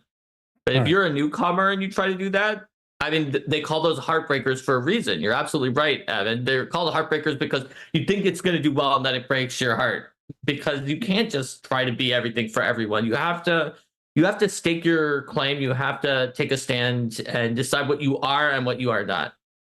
Well, here's the other thing that was being talked about a lot is that TikTok's ruining our nation, or TikTok's ruining everyone, because that it used to be that if you had the sweet spot for a video on YouTube used to be like 15 minutes, and then it was 12 minutes, then it was 7 minutes, and now they're like 5 seconds. You know, it's like people's attention spans have gotten to the point that they were talking about this a lot, is that they had hard data. Like, this was Kickstarter who actually talked about Kickstarter, and they were saying they know how long people are looking at the pages, and it's becoming less and less and less and less. And it's really been noticeable that people just don't stay on pages long, as they just don't. And that's happening everywhere, is that people are being trained to just go on a page and look at it. I mean, if you watch your kids, if you have kids, I mean, my kids, they go through TikTok so fast. I'm like, are you seeing anything? They're like, oh yeah. And in TikTok, people have gotten so bored that you can watch 2 TikToks simultaneously. That's the thing I can't believe. There's one at the top, one at the bottom. Terrible. I know. I'm like, really? Are you that bored that you need 2 at once? And they're like, yeah. I'm like, come on. I mean, can you get anything out of that? I mean, then you're just like, then it's all vibes. You're just absorbing it. I'm like, I kind of. My brother has 2 really young kids, and in their family, they just call it brain rot. Yeah. And the kids call it too. They'll be like, can we have brain rot now? I read the book that we were supposed to do, and they called it to their teachers, and the teachers are like, I thought I misheard what they were asking for, but they said brain rot. Yeah. But it also is just how much time you have. Like, when I was a kid, I don't know if it was like when you guys were kids, we were bored. Remember that? Remember boredom? And it was like we had nothing, we'd sit around, we had nothing to do, so we would play games all day, or board games, or D&D, because it was like, okay, we literally had nothing to do. Those days are gone, man. There's never nothing to do, ever. Like, there's always something to do. I don't know that the trend is going that way. I think maybe audiences are bifurcating a bit. It's like, for me, like if someone sends me like a short or a reel or something, like I won't watch it. Like, it just I won't, like, they're frustrating to me. Like, even on YouTube, if there's a video that's like less than 10 or 20 minutes, like, I don't even want to watch that. Like, give me something a half an hour, an hour long, something I could like. So I think audiences are just bifurcating. So a lot of creators are finding success with like much longer form content. Like the biggest podcasts are like 2 or 3 hours long, and they're like the biggest by like miles. But that's because people mostly listen to podcasts when they're traveling. So they listen in the background. They might be like cleaning or traveling or doing something else, so they just leave it on. Yeah, podcasts are kind of a different use case. That's a different use case. Yeah, I agree with you, but people don't listen to podcasts because they want to listen to. In fact, if I see podcast is only like 10 minutes or 20, I'm like, that's it. I want them to be long. I say purpose, so that's the thing. But there's this like time in our lives that we carve out for this, whether you're commuting to work or whatever. Like, I have this much time. I want to fill it with like the best quality thing that I can. And like when we were all kids, like maybe we had like 12 hours a day to fill with stuff. So like it didn't matter if a game took 8 or 10 or whatever hours. But now, like, I have 3 hours of like game night. What's the most I can get out of that? Right.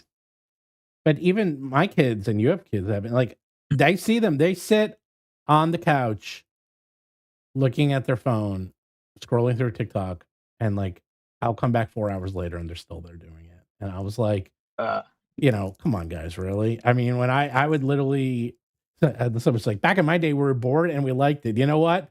There is endless studies showing why Generation X, which I am, they're very blah about everything. It's because they were bored and they had to fill the time, and they literally had to live with boredom. And they were saying that we're kind of the last generation to live with boredom, because after then, like, once the internet started, boredom doesn't exist. Between cable TV and between cable TV and the internet, there's no such thing as boredom.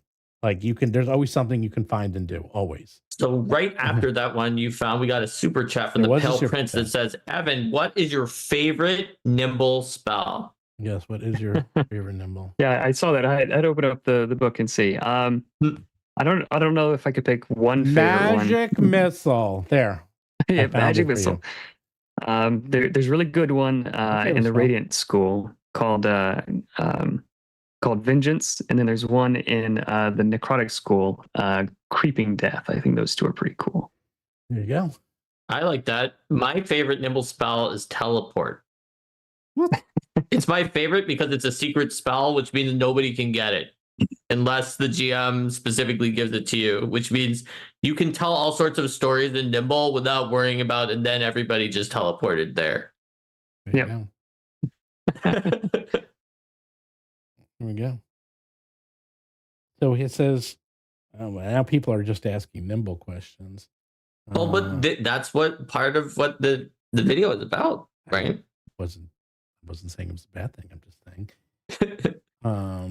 Someone says something about acids and dragons. Oh, so basically someone in chat said they were a chemistry major who did something with the gelatinous cube, and then I gave it a story about I read online a chemistry major who said that since black dragons, did they use nitric acid or something like that? Canonically, it was either nitric or sulfuric, I can't remember. And so they determined that they could use one of the precious metals that the group had in coinage to create like a barrier that would like stop the acid from dissolving because they were a chemistry major. And the GM was like, did your character know this?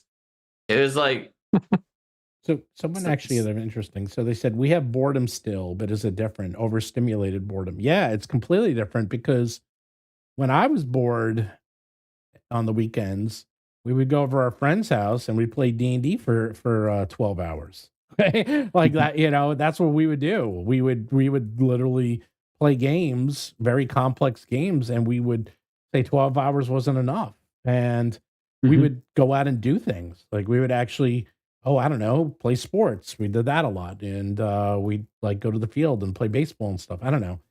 And I'm old man yelling in clouds, but it was different because we actually did, at least what I thought was productive projects with other people, like physically. You couldn't just call someone, even calling someone on the phone. That was as close as you got. There's no teleconferencing. There was no internet. There was nothing. So if you wanted to see someone, you got on your bike and I would go to my friend's house and I would ring the doorbell and I'd ask his parents if Mark was home or if Dave was home. And if they were, I mean, that's like half of my life was, is Dave here? Is Dave home? Because we didn't even call before we showed up. We just show up and then we would just play and just do stuff.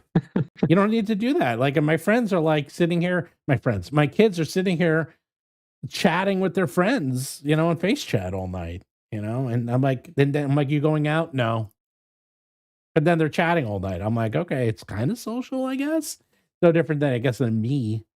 I don't know. It's just, I feel like that was part of it because we didn't mind learning and spending hundreds of hours learning all the intricacies of D&D because we had literally nothing else to do. And it took up a lot of our time and effort. Like that was fun. It was like, we had nothing else to do. So like, sure, let's learn all 20 halberds, or whatever. It was just like, that's what you had to do. I mean, you had nothing else to do in the afternoons. It was boring. I mean, you could watch cartoons and that was it, but I don't know, it's just different. Yeah, Bob World Builder's new video just came out. It was a teenage DM asking him questions, and I think he made a good point. Like as teenagers, like we have the time and bandwidth and like the inclination to like be crazily obsessed about something. And then like if so I was obsessed about something and it only took 3 hours, like man, like what else am I gonna do with my life? But like if there's these chunky rule books or like inscrutable things or things that you can really delve the depths of, like that's not a bug, that's a feature. That's like the best part of it. So I totally get where a lot of this nostalgia comes from, and I can appreciate that. But I don't even think it's nostalgia. I think it's just because the ecosystem is different. There's now over 100,000 games on Steam. Yeah, there were not. You couldn't. Buy that many things back then. I would go to the mall and go to KB. I mean, actually go to the mall and spend a lot of times in arcades. I would do that. And even arcades were designed to take your quarters within 3 minutes. Like games were designed to make you die. It's like everything was designed to be quick, in the sense that quick. But like it was either very long and complex, or they designed to get you out of there. And you couldn't spend a lot of time in an arcade. Heck, That's why you're like, how did I know all the 80s movies? Because we had nothing else to do. We'd go see a movie every single weekend, sometimes 2 or 3 movies a weekend, because there was nothing to do. There was like no TV. If you're lucky, you had cable. Otherwise, there was 3 channels, maybe 5 if you lived somewhere major. That's it. You only had 3 channels, and you watched whatever was on. There was no VHSs were starting to get popular. Actually, that was a lot of our time spending in VHS stores. But now when anyone can do anything at any time, anywhere in the world, ever, like there's so much competition. And think about people, if you don't have your phone with you, how quickly do you start getting that itch that you got to check your phone? Yeah. It's like, how much was the movie ticket in the 80s? When I saw them? Well, most of them were $7. I mean, I think they were closer. Sometimes if you saw a matinee, it was like 4 or 5 or 6, somewhere around there. But it was $7, which wasn't nothing back then. So yeah. It was 7 for a long time. I remember that 7 was pretty consistent. So, well, Steven, if there was literally nothing else to do, I would watch those 80s movies that you recommend. There was nothing to do. I mean, yeah, no, it makes sense to me that there was more things to do for me because I was enough younger than you that, I mean, the internet wasn't around for all of my childhood, but, or at least not even nearly in the form that people like think of it now, but it was around for enough. But I'm just wondering if you have games that people will have to spend hours just to learn how to play, will they? You know, it's like everything is going towards simpler and simpler. Everything's like, okay, you can learn this game in 5 minutes. Or think about some of the most popular YouTube channels are the game tutorial YouTube channels, which is learn arcs in 15 minutes. You know, learn this in 10 minutes. It's like, okay, and I watch them. I watch. You know what I got on your recommendation, Steven? You got arcs. You got to find people playing it, though. I got. I won't. You won't, or you will? You will, or you won't? I probably won't, but I'll try. But you can play with 2 people. Okay, that's not too bad. Yeah, and I got the other one too. Play with your wife, maybe. Wow, the expansion's crazy. That's very complex. Do not play that. You'll never understand. It's way too. I don't even understand it. It's so complex. It's like it's that one. Talk about it's the anti-game. No, Arcs is really simple to play. It's very straightforward. How is Arcs so simple, but the expansion is so complex as the anti-game, Steven? What did they do in that expansion? I will tell you. Where did the expansion hurt you? I will tell you, because when the game was originally designed, the guy who designed the game. It's called Arcs because it's a story arc, and the original game was designed to be played in 3 consecutive sessions. So each session would be a book. So you would play book 1, book 2, book 3. Is this the expansion? No, that's a different game. That's Oath. That's a separate game. Yeah. That's a separate game. Okay, yeah. So you and Derek were talking about it. Oath is okay. Derek likes that more than I do. Oath is fine. So that was what the game was designed. And the game has non-player. It's a very complex. There's a alien spores taking over the galaxy, and then the game changes between books 1, book 2, book 3. So it's literally it's a story arc.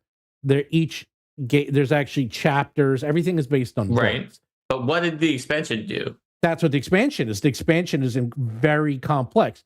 When the publisher saw it, they said to him, no one will play this. It is way too hard. They said it's way too complex.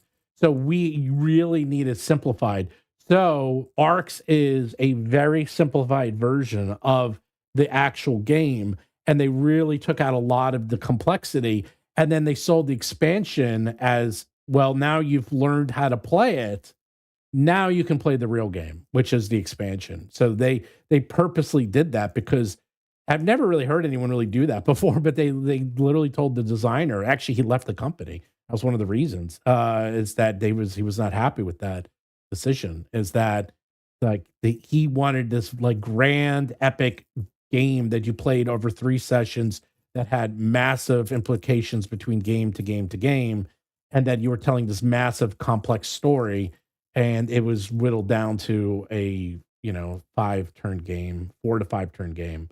So the more you hear behind the scenes, the more often you'll see things like that happening, Steven. I know of a fair number of games where the the publisher or even the designer themselves were convinced to whittle it down for original release. Some of my favorites, they whittled down and put some of the things they initially planned to be in the game only into the first expansion. And I think it was the correct decision because it allows people to learn it without that stuff, even though it's much more fun when you add the things in the first expansion. I completely agree. But this is one of those few times, like when I saw the expansion, Derik too. Derik and I looked at the expansion and he and I were like, holy shit, this is complex. And I like complex. And he and I were both like, damn, this is a lot of game. Like there's a lot going on in that game. And if that came out and that was the game, it would have been, 10 out of 10, 11 out of 10 in heaviness. Like, and you have to play 3 times. Like how many times can you put together? That's like, okay, here's a game that takes you hours to learn and you have to play it 3 times in 3 different sessions to finish it. No, I think the publisher was smart to make it so that the one-shot gameplay was available. And it's fun. It's fun. That's the other thing. It's like, it's fun. And this is the crazy part. In fact, it sounds like you like what the publisher made of it and not the original vision of the designer. They were 100% right. In fact, the Arcs even has 3 different levels before you play. It's like, here's the first game, and it's really simple. And then after they say in the rulebook, okay, after you played it like 2 or 3 times, now let's play the real game, and then you play the real game. And then they say, okay, now you got the hang of it. Let's add factions in, and it becomes a little asymmetric. And then you do that. And then after you play that, they're okay, now let's play the real game. And then you're like, oh my God. It's like, and then your brain explodes. So that's how much that game is. So if you ever want, Evan, we do play it online. Me and Derik have played it online through TTS. So if you want to play it with us. I'll try it out. Yeah, but I bet that real like ultra complex crazy one is like a handful of people's like favorite game forever, and it will be till their dying day. It's like that's the secret. The more niche it is, actually, people do like it, and you're right. But Arcs was one of the best-selling and top games last year, 2 years ago, and just as is. That's what the funny part is. Like just basic. It was good enough. Like even the basic game is fantastic. Probably the campaign one would have, if that was said to be the basic game, it would have sold less. Oh, way less. Even though those smaller number of people probably would have loved it to pieces. So hold up that other game, Oath. That's what happened to Oath. So Oath was the game before Arcs. Oath is made that you can only play it. It only makes sense if you play it multiple times in multiple sessions. So each session carries on to the next session. So if you play it once, it's fine, and that's their worst selling game by far. Leader Games is that you had to play it like 3, 4, 5 times to really get a good game going because each game influences the next game. So when you play it once, you're kind of like, it's all right. It's fine, but it's nothing great. But then if you play like 5, 6 sessions, you're like, okay, this is pretty good. And it sold terrible. And it's like just because of that. And then he doubled down. He's like, I'm going to make it more complex and you're going to play it longer. And they were like, no, we tried that. Did not work. We're not doing that again. And And anyhow, yeah, Arcs is not allowed. It's one of the few games I truly dislike. Yeah, That's a chat. If someone gave in chat, if anyone is wondering why Steven just said that he disliked the game that he loves. Well, no, it is definitely, I could see why. It's also one of those games, it's very hard to play because your entire strategy is based on your cards. So if you get a hand full of cards that make you attack people, you basically have to do that if you want to win. But then the very next game, so you play it in rounds, but then the very next round you can get it where it's all diplomacy. And you're like, great, I just spent all last turn building up an army, and now all I have is diplomacy cards and I can't attack anyone. So that's the thing. It's like the game is you're very limited on what you can do based on your cards. And so some people really hate it because of that. Sounds like it may be really realistic to being part of a democratic government where the regime changes and then suddenly you're left behind with all the priorities of the previous leader and none of the resources you need to do what you wanted to do. But there's one thing we got to play. I still haven't lost a game of Arcs. I have not lost any game I've played. Those type of games, I'm very good at. I'm very good at adjusting strategy and changing on the fly. and figuring out where to like find strength and weakness. And that's actually, so for me, I love it for that exact reason, because I was playing game and people were like, and that's exactly what's happened. These guys are all attacking each other and killing each other and going to war. And meanwhile, the way to win was like to gather oil and resources. And then I did that and I won. And they're like, what just happened? And I was like, they're all like killing each other, like, because you guys weren't paying attention. That's what happened. Because that's not how you win the game. And so, yeah, it's a good game if you like that. If you like having to really change your strategy round to round on the fly and think dynamically. But that's also why people hate it. So I get it. But I think in a lot of games that there are multiple paths to victory, David, that if you do what you just said, if you've ever played any game where there's like 4 or 5 different things you can do, and there's like, well, players A, B, and C had a knockdown, drag out fight for path number 1. The winner is always that other person who did some other thing because they didn't have to compete. Here, wait, here's the point. No, I did this in the last round. I got all the points in the very last round in the last few moves.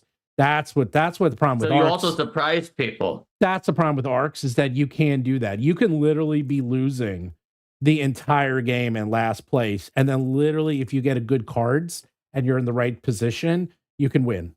And people hate that because they're like, "What? How likely I was winning 97% of the game and then I lost? How's that possible?" I'm like, "Yeah, that was makes it great." I hate games where it's like, "Oh, I'm winning 97, I won." It's like, okay, that was fun. Watching me getting killed for 2 hours and then I lose, you know.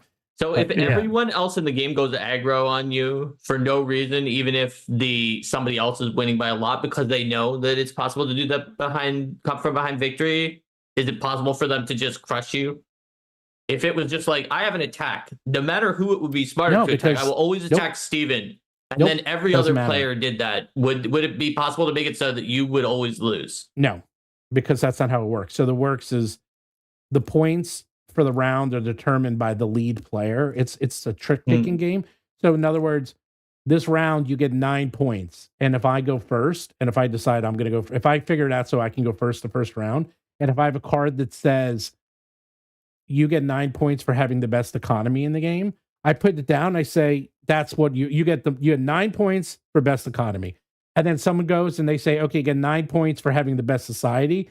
Sorry, you get 6 points for the best society. And the last person goes and they say, okay, you get 4 points for having, I don't know, also the best society. And so it's like, so there's 0 points that round for anything militaristic. So you can attack me all you want. You literally get 0 points. There's no points. You only score points at the end of the round based on what people selected to score points on. So whoever has the best economy wins that round. It gets 9 But what points. if everyone just attacked you anyway, even though only economy and society gave points? Doesn't matter. They attack you just to screw up your engine and make you weaker. Or is there no way to do that in this game? Not really, because there's multiple engines. So you can start taking over my worlds, but then I can just go to the court, or I can steal. That's not what I did. Is they're attacking me, and then I send in spies, and I stole all their resources from the other people. So they're sending ships. They're spending the resources on ships. I'm spending my resources on spies. And I will admit, I got very lucky, and I just kept stealing all their stuff, and then I won. I mean, that's cool. I'm asking for a real reason, not just to be funny, because I have sometimes a problem in board gaming where no matter how much I'm actually losing by, everyone just assumes I'm going to win or do something weird at the end and then win, because I do a lot of the time. And so therefore, sometimes in games where they can go after you, they'll just like, I'll attack me, or like, let's say Settlers of Catan, be like, let's just never do a trade with Mark, even if he has the resources that we need. That's messed up. You can get to a point in some games where you just can't play if people do that. So I was curious. No. Arcs. You can be all by yourself. It sounds like even if everybody was against you from the beginning to the end and just assumed you were going to win and always went after you, you could there's still things you can do. Yeah. And even if you get eliminated, you don't get eliminated. So like if they take over, you just appear somewhere else. So you can't actually be. It's not like Monopoly. Like I mean, you're weak. Don't get me wrong. It's not. You don't want to get eliminated, but it's very hard to get eliminated. So let's do a 4-person game. Arcs is also unique. You can play. It's 2, 3, or 4, and it plays well in all of them. Probably 3 is the best. We could play a game with me, Mark, Evan, and Derik at night and see who wins. Yeah, that sounds cool. Someone had a Nimble. That could be fun. Kojo had a super chat that said Nimble already has a 3-action economy. how hard would it be to use Nimble's rules with Pathfinder and Starfinder content? Is that something Evan even considered? It's something I considered. I just don't know I don't know Pathfinder well enough to convert it, but I know there are conversions between Pathfinder and 5e, and I was talking to Steven about this, that like it's more of an art than a science. So if you can find a Pathfinder thing and there's a 5e conversion, then you can use the 5e thing. But I'm sure there's a chart or a table or something somewhere that you could do that. But I'm not familiar enough with it to do that myself. So yeah, the problem is there's not a one-to-one table that you can use between 5e and Pathfinder, or you could try to make one, but it's never going to be even nearly as satisfying as doing it bespoke. And on the other hand, other than the fact that maybe you would need to use Nimble monsters or either brew your own or try to find ones from 5e, sometimes there just is a 5e version of any Pathfinder monster just because they originally came from the same source. If you're running an adventure written in Pathfinder, I think that getting the DCs wrangled in line so that they would fit with Nimble would not be as bad, because like Nimble just has a very simple scale for DCs, so you could relatively easily just kind of look in the adventure and give yourself a vibes check. Does this look like it's a really high DC at the level that it was being given at? Then use one of the higher Nimble DCs. Does this look like it's more like the standard Pathfinder DC for its level? Then just use like a medium one. So I think other than the monsters, like you might be able to do something. Like Nimble has fewer actions, but they cover a lot of like for exploration and other things that are outside of combat, but they cover a lot of the same bases. So you just kind of have to know which skills replace which other skills in certain situations. Yeah. Well, to go back to what you guys are talking about, I think you guys brought up a really interesting design question. Like, well, what makes a game fun if you're playing a multiplayer game? You're like, just say RPG, and you're fighting a boss monster, and you know you're going to win. Like, we are clearly winning this boss monster. Like, can't do anything to us, but it's going to take another 4 or 5 rounds. Like, well, that's not fun. Or if you know, like, there's nothing you can do, we're going to lose, it's not fun. So, like, there is the sort of middle ground to where, like, it feels like we're winning, but then no, it feels like we're losing. Like, this sort of back and forth, I think, is what makes it fun. And like, whatever we can do to avoid like that foregone conclusion thing where like, well, we just have to mop these guys up now. Like that's unfun, or like it feels like we're being punished. Like, did I forget the DM's birthday or something? It's like both of those extremes, I think, like need to be avoided. And then like the fun zone is right here in the middle. So that was one of the design goals that I had for Nimble. Like, the floor should be fun. And then the ceiling shouldn't be so high that like it makes everything else feel unfun for everybody else. No, that makes sense. Like, I would say that there's a lot of things I love about both Pathfinder 2e. Obviously, I'm biased because I created it, and D&D 5e when I'm playing it. But one of the things I would say that's on the lower end for me in D&D 5e is in combats, it often feels like outside of like maybe low levels with small groups that aren't really optimized, it feels like winning is a foregone conclusion a lot of the time, but there's still a decent amount of time that I'm going to need to put in before it actually ends, past the point where I'm like, well, I know I won. And so I do like about games like Nimble that it's going to get you there faster. And I like in Pathfinder 2, I'm feeling like I'm in threat, or I'm in some level of danger, even though I know statistically it's most likely that I'm going to win.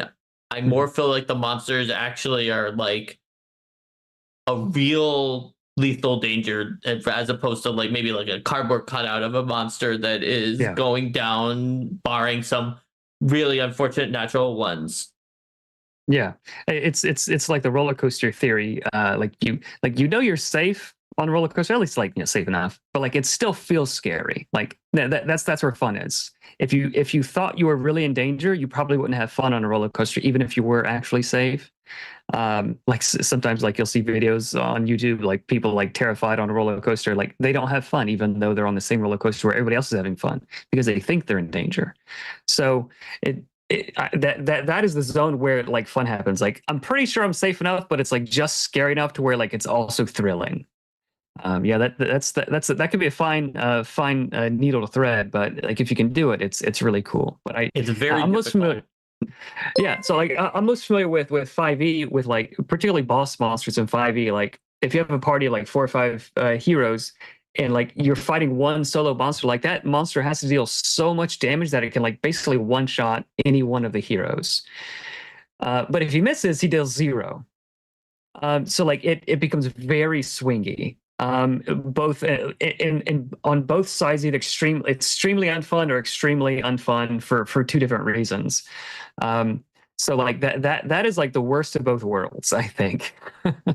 if that monster isn't that strong, then I would like, put well, legendary resistances on that same line with you as well, where it's like, well, we identified a problem, and there is a problem, which is a whole bunch of the spells in D&D 5e automatically win. So how do we solve this? Well, these guys are supposed to last for a while, so they just negate them a certain number of times. Yeah. And so like that's an example of something that's just like, those spells to begin with are not fun no matter what. Because even if the monster doesn't have legendary resistance, either the spells win the fight and then it's not fun because they won the fight, or they don't do anything and then it's not fun because you wasted your turn on them. So it's tricky. That's one thing I like about the Nimble spells, is that they are like more thematically elemental, as opposed to some of the themes that might require you to put in spells that were auto wins. And so they have many fewer auto win buttons that or roll a d20 to see if you win buttons. Yeah. And even for like the crowd control ones, like stun the monster, like it's only until the end of the monster's next turn. And legendary monsters in Nimble, they go after each player. So like you can still do the cool stun thing, but it doesn't last a whole round. It only lasts for one of the monster's turns. So like you still get the effect, but it's automatically limited for like a legendary monster. But it's like that same effect is still incredibly powerful for like regular monsters, which I think strikes a pretty good balance, I think. So there was a chat from Kojo Idrissa said, can you run Battlezoo 5e content with Nimble? You can. We talked about it earlier on, right near the beginning of the video. You can theoretically run any 5e content with Nimble. Personally, having played a lot of 5e, not played Nimble, but looked at both of them, I would definitely prefer to run Nimble with actual Nimble content. It feels like it would feel more cohesive, but it mathematically works even with your 5e content. Mm-hmm. Yeah, it'll be as fun and as balanced as it is in 5e if you run a 5e monster. I'll say it that way. Hey, that's not nice. That was a neutral statement. You take that however you want, Stephen. The fact that you found that to be not nice means that you have thoughts about 5e's balance. No, it's the way he said it. Oh, fair enough. He said it very malicious. So they said I think I did. He said it. He said it fairly. If you take that as you want. That's what I heard. I heard laughter. Nimble Cosmos is something you've been kicking around. That's a science fiction version. That's still very, very early development, but I will tell you, it would be more. It would be more like sci fantasy than sci-fi, okay. Like more Star Wars than Star Trek. Yeah, it doesn't sell. I've heard that. I've heard that. So I mean, it can, but it's extremely rare. And the only reason it sells if it's sci-fantasy. If it's sci-fi, it's science fiction, it won't sell. If it's sci-fantasy, it will sell because it's fantasy. Okay. That's good to know. Like Starfinder. Science fiction sells to an extent, but it really, even if you have a big license, it sells less. It always sells less. So I've heard that. Yeah. There's a lot of reasons. Mothership like a word, Stephen. Because Mothership is horror. Mothership's not science fiction. It's space horror. Yeah, it's different. It's not the same. There are exceptions, but every game is different, so you can make money on a science fiction game, but there are at least case studies where companies, the same exact company, has published their pure science fiction game and their fantasy game and seen like a reduction by a certain multiplier between them. So those are obviously only data points. The market they're says really this. They're really almost anecdotes because we don't have thousands of RPGs that are being created by big companies that can then plot regressions to figure it out. But it has happened enough times that it's the common wisdom. You can always escape that common wisdom. Yeah. If you are 'Cause lucky. Spelljammer didn't do too good, right? And how popular is Starfinder? versus Spelljammer is not really science fantasy, though. It's not. As someone who actually likes Yeah. Spelljammer, it's fantasy that is also in space. Space fantasy. Okay. But Yeah. it has to do. We've But actually covered this. Starfinder is actually a good example of one that bucked the trend. And on its release, Starfinder First Edition sold out so fast at Gen Con because it's science. the owners of Paizo, like, they knew what all those rules were. They had been in like the executive suites at TSR and they watched as things like that even happened with Dungeons and Dragons versus other games. And they used those calculations to prudently order a number of books so they wouldn't be left with a huge amount in the warehouse. And it turned out that, like, on the first day of Gen Con, other than a few that were in the back for subscribers or something like that were brought out later on the show, like, it immediately sold out because it actually did make an amount that was close to commensurate with the fantasy version. By the way, so Star Wars D6 did very well, did quite well back in the day. You're 100% right, because Star Wars is science fantasy. And even then, some of the Star Wars licensed RPGs did only fractions of what generic fantasy RPGs that did not have Star Wars from the same company made. Literally. You couldn't be any more science fantasy if you tried. They and that doesn't mean that the Jedi science fiction... Although, to be clear, that doesn't mean that science fiction licenses like Star Trek, Star Wars, or science fantasy ones like Star Wars do badly.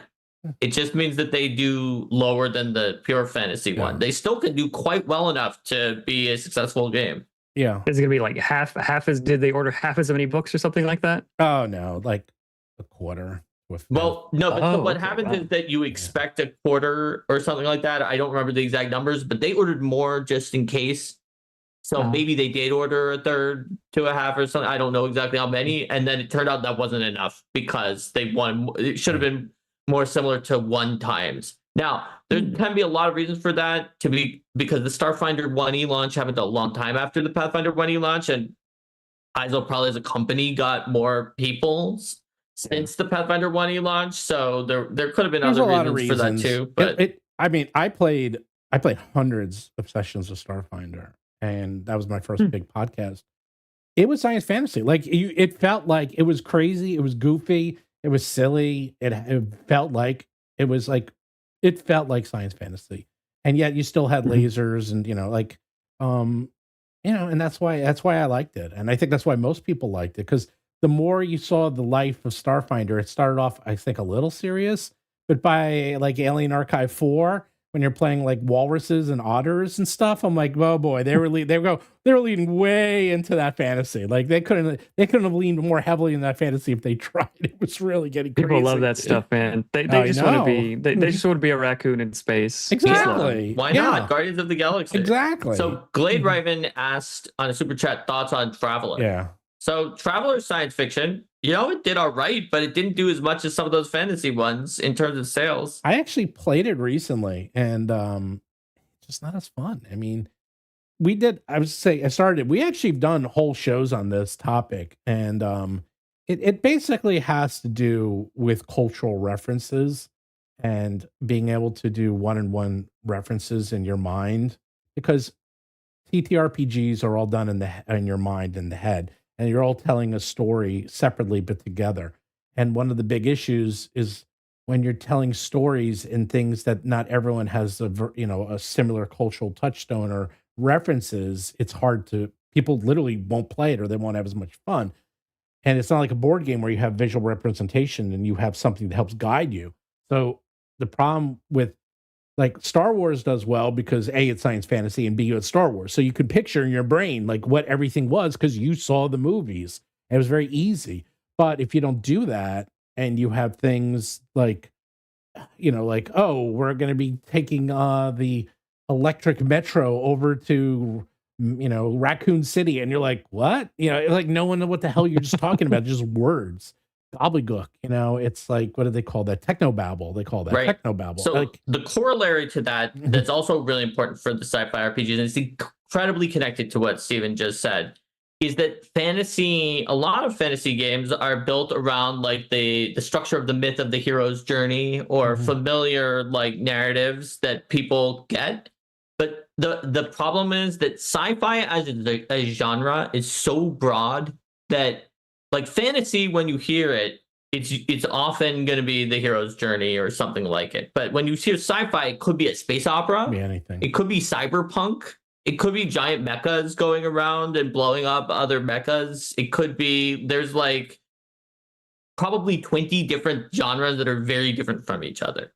And this is an issue because of the fact that your sci-fi game might be trying to tell one of those kinds of stories, but then other people are hoping to get other kinds of stories. Or you can make the attempt that we talked about earlier, you brought it up, Evan, of trying to do everything where you wind up pleasing no one, where you try to make the sci-fi game that can do all of sci-fi, and then you find out that all of sci-fi is really like a really different and varied kinds of stories, and that you don't have a cohesive game towards any one of those story structures. Yeah. We can talk about this a long time, but that's why Mothership is like, oh, what about Mothership? It's like, well, because Mothership is very specifically sci-fi horror. It's a subgenre of a subgenre. Aliens, well, Aliens is Aliens. Right. It knows what it wants to be, and it tells it's that very story. Specific. It's not science fiction. It is a very tiny piece of science fiction. But fantasy is fantasy, and you can say it's all fantasy, and you can do lots in fantasy, and it's okay.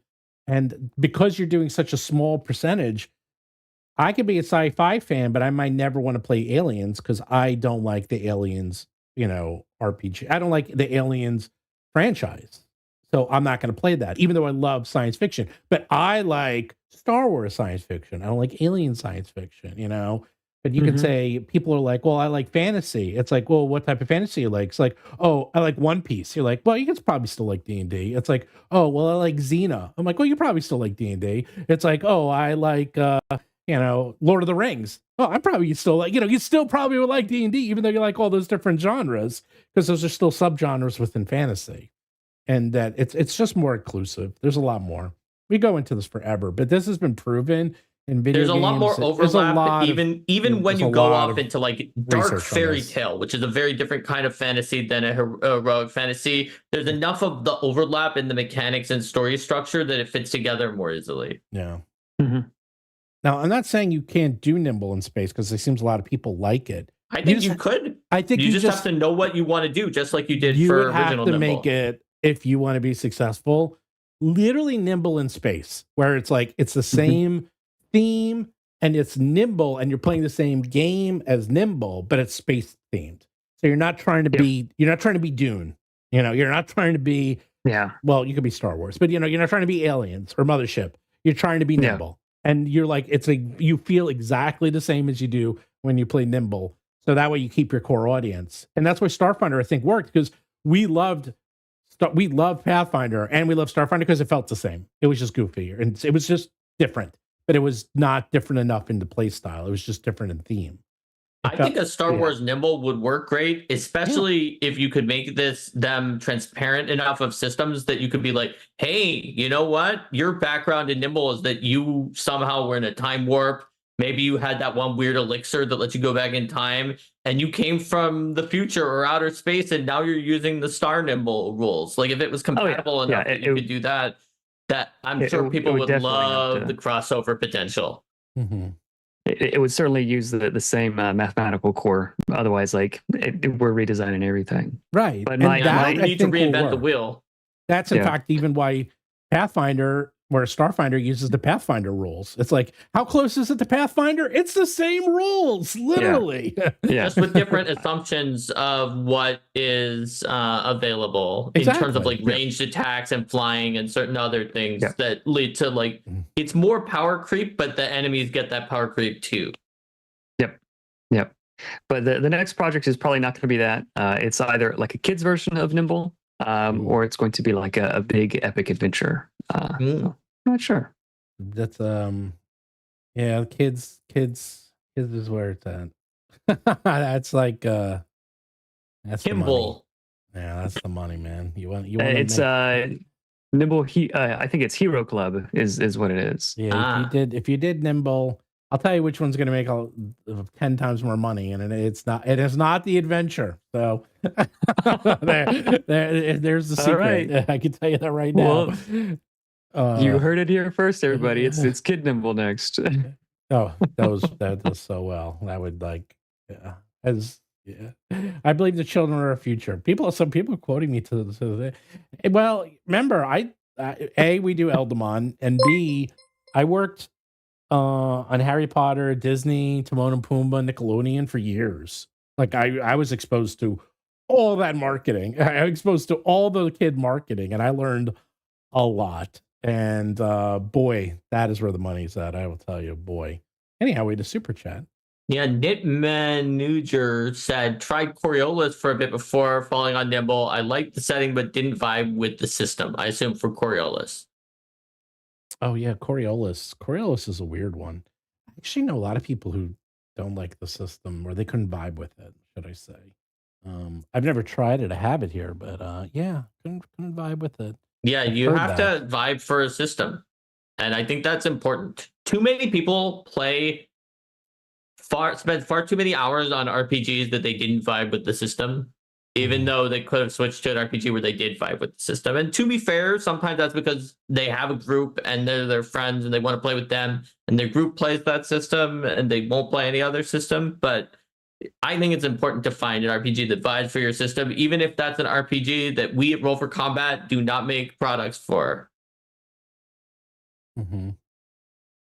Anyhow, by the way, I put it in chat, but if you use code NIMBLE at battlezoo.com, you get 10% off anything you want. But that's only available for even our newest products, Steven? Everything. The ones that usually don't have a discount. Everything. Then people should go on now real quick, because even like the really cool discounts Steven puts in usually don't include the last few things. But I was too lazy to take. You have to take out the products. Steven's laziness is your game. Do it now. I'm lazy, so if you want more money, I'm just go now. Go now. Yeah, and try to cancel it real fast and see if it still gets shipped to you.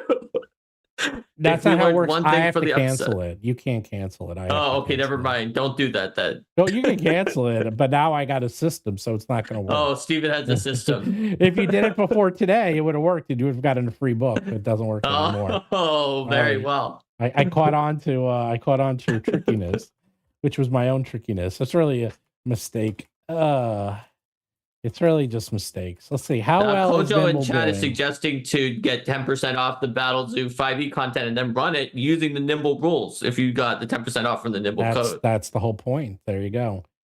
915,000. Boy, I thought it was going to end. I had a calculation and it was 811,000. I was way off. Look at that.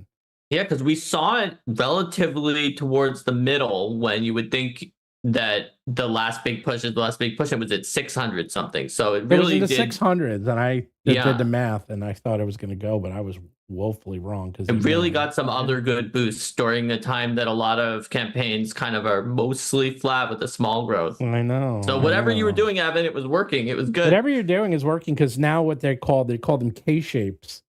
It used to be you got a ton. You got the ton in the first 3 days, and then it was flat, and then you got a lot in the last 3 days. It was a U shape. And now it became a K shape, where it was like you get a ton in the first 3 days, and then it's flat. And it's just flat the rest of the time.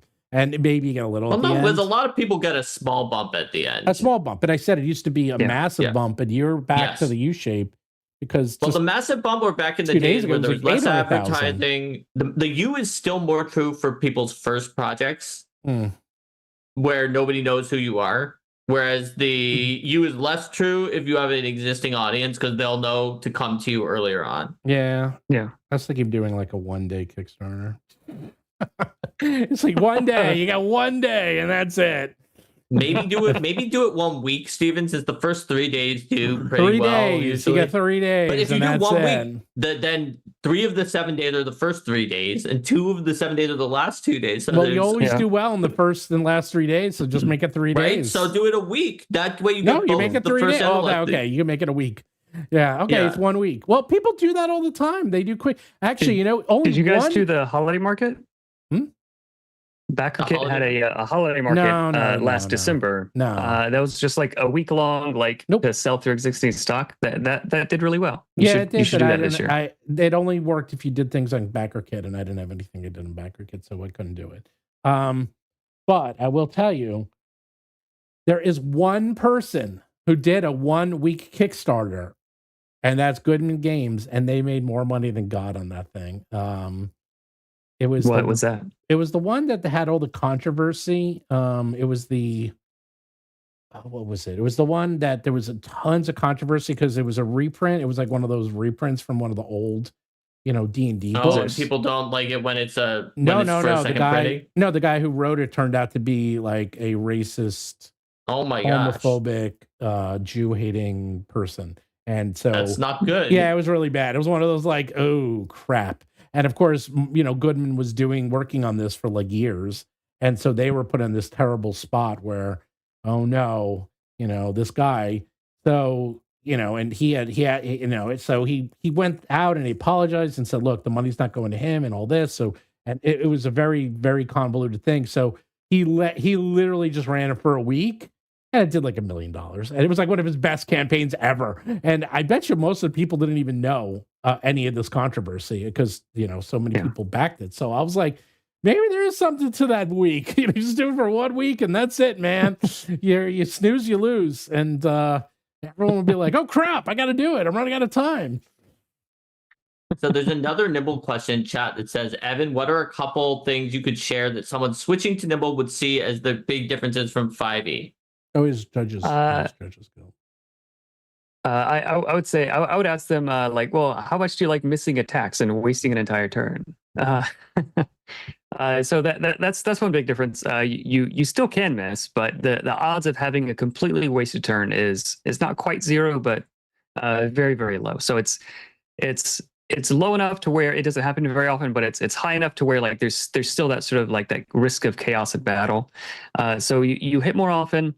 There's a lot less null results, but also like the heroic things that you've always wanted to do. Like my buddy's getting attacked. Like, can I take that attack for him? Like the Secret Service, like can I do that? Like, no, you can't do that. But Nimble, you can interpose.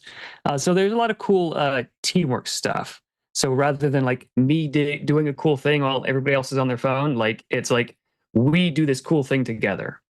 So there's a lot of that, but it's mostly like it runs faster. There's a lot less downtime. You're not on your phone. You're not stacking dice. Like you're engaged the whole time while you're playing. So that's what I would say that's the biggest difference. I think that makes sense. To me, I found that if you, at least, and I haven't played Nimble, but I've run some of the math. If you're using a weapon that is D4 based, I think that a lot of the time you might actually have a higher chance to miss than you would have in 5e. Not because 5e expects that, but because 5e is busted to the point where you can get large enough bonuses and advantage that you almost never have a 25% like chance of actually missing. Whereas in Nimble with the D4, if you get the 1, then you would be missing. Oh, by the way, it was it was City State of the Invisible Overlord. Oh, $600,000, and he ran there it you for go. a week, and that's better than good for a week. His dragon but one. If you're which the he's been person who running for a hates to month. miss, then you can just not use a D4. There you go. So it's easy. You could use a D12. Yep. You're pretty much never going to miss more often with a D12 in Nimble than you could possibly arrange for it in 5e, unless your character is really busted. Yeah, but it's more than that. It's like I can roll a D4 and like everybody knows immediately if I hit or not. So that there's no like, okay, I roll this and I add something up and I tell the DM and then he tells me if I hit or miss. Like it's not like 3 or 4 steps. It's like I roll it, I see immediately, and I have 2 other actions. Like I just roll again. All right, I missed that one, I'll roll again. And even if you miss 3 times in a row, like, all right, well that took like 5 seconds. Yeah. So even when there is a null result, it doesn't take me 10 minutes to find out I did nothing. At least it's mercifully quick. I really find attack and damage rolls done together very charming, and I like them. Yeah. Because there's just something nice about not having to do 2 separate different rolls. Yeah, the closer you can have where you see the result to where like you make the choice to do the thing, that's where the fun is. And the longer that gets spread out, the less fun it is, and the more annoying it gets. Plus, you can do them in parallel, where you're like, well, I'm going to save time by rolling all my dice at once. That can just make you really disappointed when you were like, oh man, I rolled maximum on my d12 for damage, but I missed with the attack roll. Yeah, or I finally hit and I dealt 1 damage. I hit and they dealt 1. Something like that. I want to ask people a question while we have everyone here. Okay. My question is, you're doing a DM screen. Now, everyone I know does DM screens. Now, it makes sense for you because you have your own system. But I see systems all the time that do DM screens and for 5e. And I'm like, man, you know how many DM screens I have? I must have, if I stack them up, they'd be higher than me. It's like, and I, by the way, I don't play in person. I haven't played in person in 12 years. But people seem to like them. Now, for my They're eldmon, beautiful. Some people just collect them because they don't take a ton of space. Okay, let me keep going. We could easily do a DM screen for for Battlezoo Eldmon, and I actually know exactly what we would put in it. I put in all the tables because we have tons of Eldmon tables, and I'm always using we could them. put in the Eldmon generation tables so that for the GM, so that they can remember after each encounter whether or not and we to have roll for an D100 Eldmon tables. Like we have a lot of tables, so I'm like, actually. Not bad. Actually, that would be there's a real use case for it. Whereas there's not a good use case for it necessarily for all of our products. I would say no. Eldmon, yes. I would say the Bestiaries, yes, because you could put monster parts tables on there potentially. Yes. I would say most of our other products, no. There's not a great use case. Well, it would just be I didn't announce it. We're having a couple of new things added to this, and all of them are useful. Mark knows what they're, of course. Yes. But they're like that's the thing that I appreciate about Steven. We wanted to make sure you can use them. That was the whole point. Even from the very beginning, Steven always told me, he's like, you know what? People always add in these things to the Kickstarters, but I'm never going to add them if I don't think they can be useful. And he's always kept to that. And so I am excited to see some of these. I think that some of the ones he's told me that I'm not allowed to reveal here seem pretty useful to me. Yeah, they're really good. Yeah. But this one, actually, do people like... Because it's not too hard to do, and that's the other half. Half of it, Mark knows, is is it not too hard to do? Also, it doesn't require any work from Mark. The answer is if we did a DM screen, it would require like 2% of Mark's time and 98% mine, because it would be just it's layout. Correct. It's just layout. So Mark doesn't have to worry about it. He would just look at it and make sure it looked good, and that was kind of it. And make sure that it included all of the information that I wanted and like where it is, so that it's most useful for the GM. So it's not a heavy lift from us. We don't have to do much. But if it's useful and people like it, I can add it because I'm still figuring stuff out. And you were talking about it. So do people like DM screens? Do they think something like that would be useful? Yeah, I think so. DM screens, cards, that kind of stuff, people really, really like. Anything that I would normally write down as a note, either as a DM or as a player, like my spells or my abilities or whatever, like things that I don't want to write down, having a card with some cool art on it, like just really helps. And I think for us, the DM screen is exactly the same for 5e and Pathfinder, because it would be using the tables. So I don't think it would be any different. That's even those Eldmon tables might have a small difference somewhere on the like the changed mechanic lines, but I think they don't. I think even those are the same. Yeah, even better. And we'd only have to do one. I think we might be adding something to the Whereas Kickstarter. The monster parts tables you would have to do too. Yeah, because in the hypothetical, I know we're not actually doing those. Where I said it would be useful, they are very different numbers for the two systems because treasure amounts are different in the two systems. Someone had a question for you.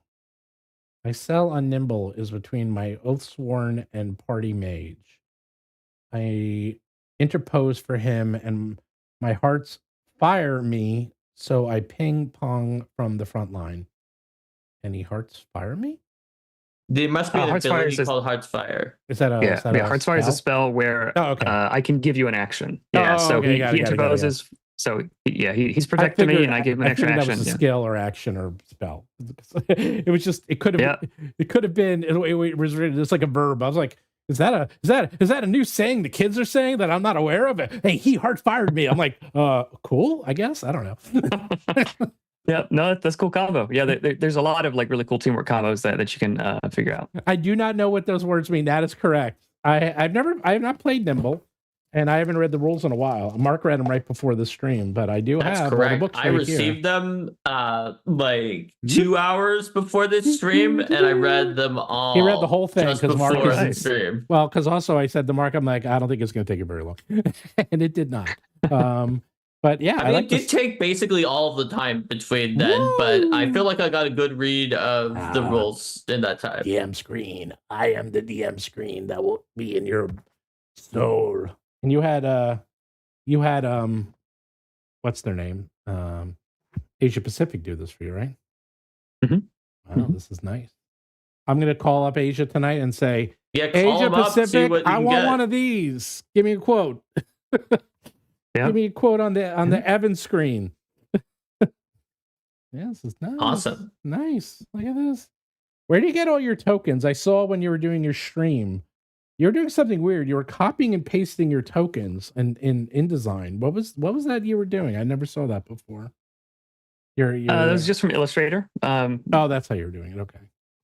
Yeah, you can paste it right from Illustrator into InDesign. Got it. I couldn't figure out what you were doing. I thought it was a different InDesign file. I'm like, how was he copying and I couldn't figure out what was going on. And now it makes sense. Okay. Yeah, just vector files. Got it. So Kojo asked in chat, if you use 3 different reactions, would you have none when your turn comes up in Nimble? And I think the answer is yes, right? Yep, that's right. Yep. I have So a your turn different comes. question. If I'm a cheat and I stole all the actions from my next turn, does that mean I cannot use reactions? So at the end of your turn, you get your actions back. But if I'm a cheat and I stole 3 actions from my next turn with that ability that lets you do that, where you say I spent 6 actions this turn and get 0 next turn, would that mean I don't got know. no reactions? I don't know. I'd have to read the ability and see. So, and I do have to go soon. I don't have racquetball, but I actually have something I have to do.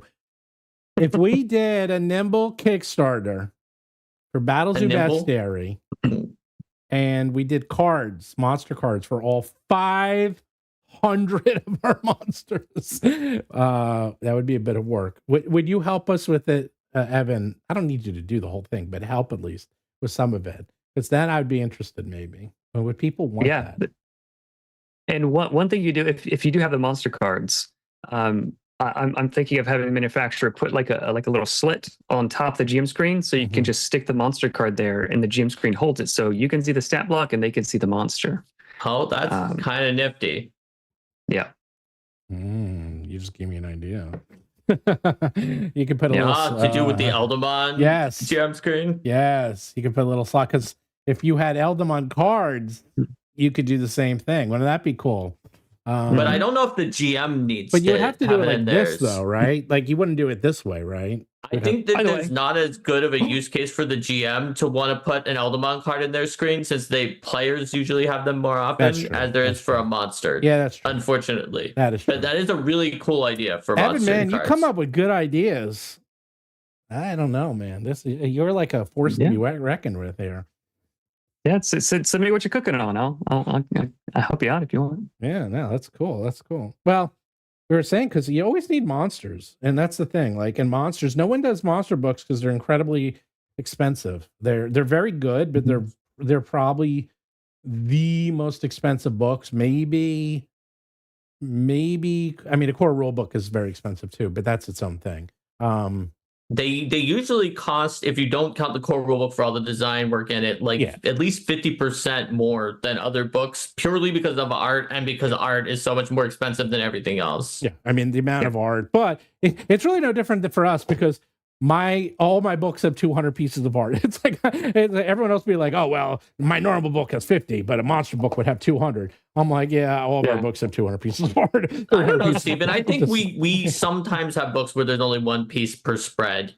Like Living Legends and Classic Creatures, I think, do have significantly less art than Bestiary. I know exactly how many pieces. Really? I can do the math right now. Okay, how many pieces were in Living Legends compared? It's got to be way less than 250. Okay, you're right. Actually, you're right. It's approximately. Yeah, you're right. It's about 130 maybe. Yeah, pieces see, of art. I thought it was more about. Yeah, you're right. You're right. It we just do have seems some like that it, are down that low. but it seems like it because I also pack a ton of art in the pages. So Oh, of course. Yeah. because Yeah. I have a lot of I have very busy pages, as we call them in the business. They're very busy, so I got a lot going on. No, you're right. You're right. Well, I'll tell you, the Shadowdark books. Oh my God, the art will not stop. I think there's like 700 pieces of art. That's because you redid all of it for black and white, but it helped a lot because the Shadowdark fans really like the new black and white art. It never ends. Well, we My finished favorite part about the black and white art is that because black and white art is enough less expensive than color art, it made it so that we could offer more affordable versions of the tier where people created their own monster.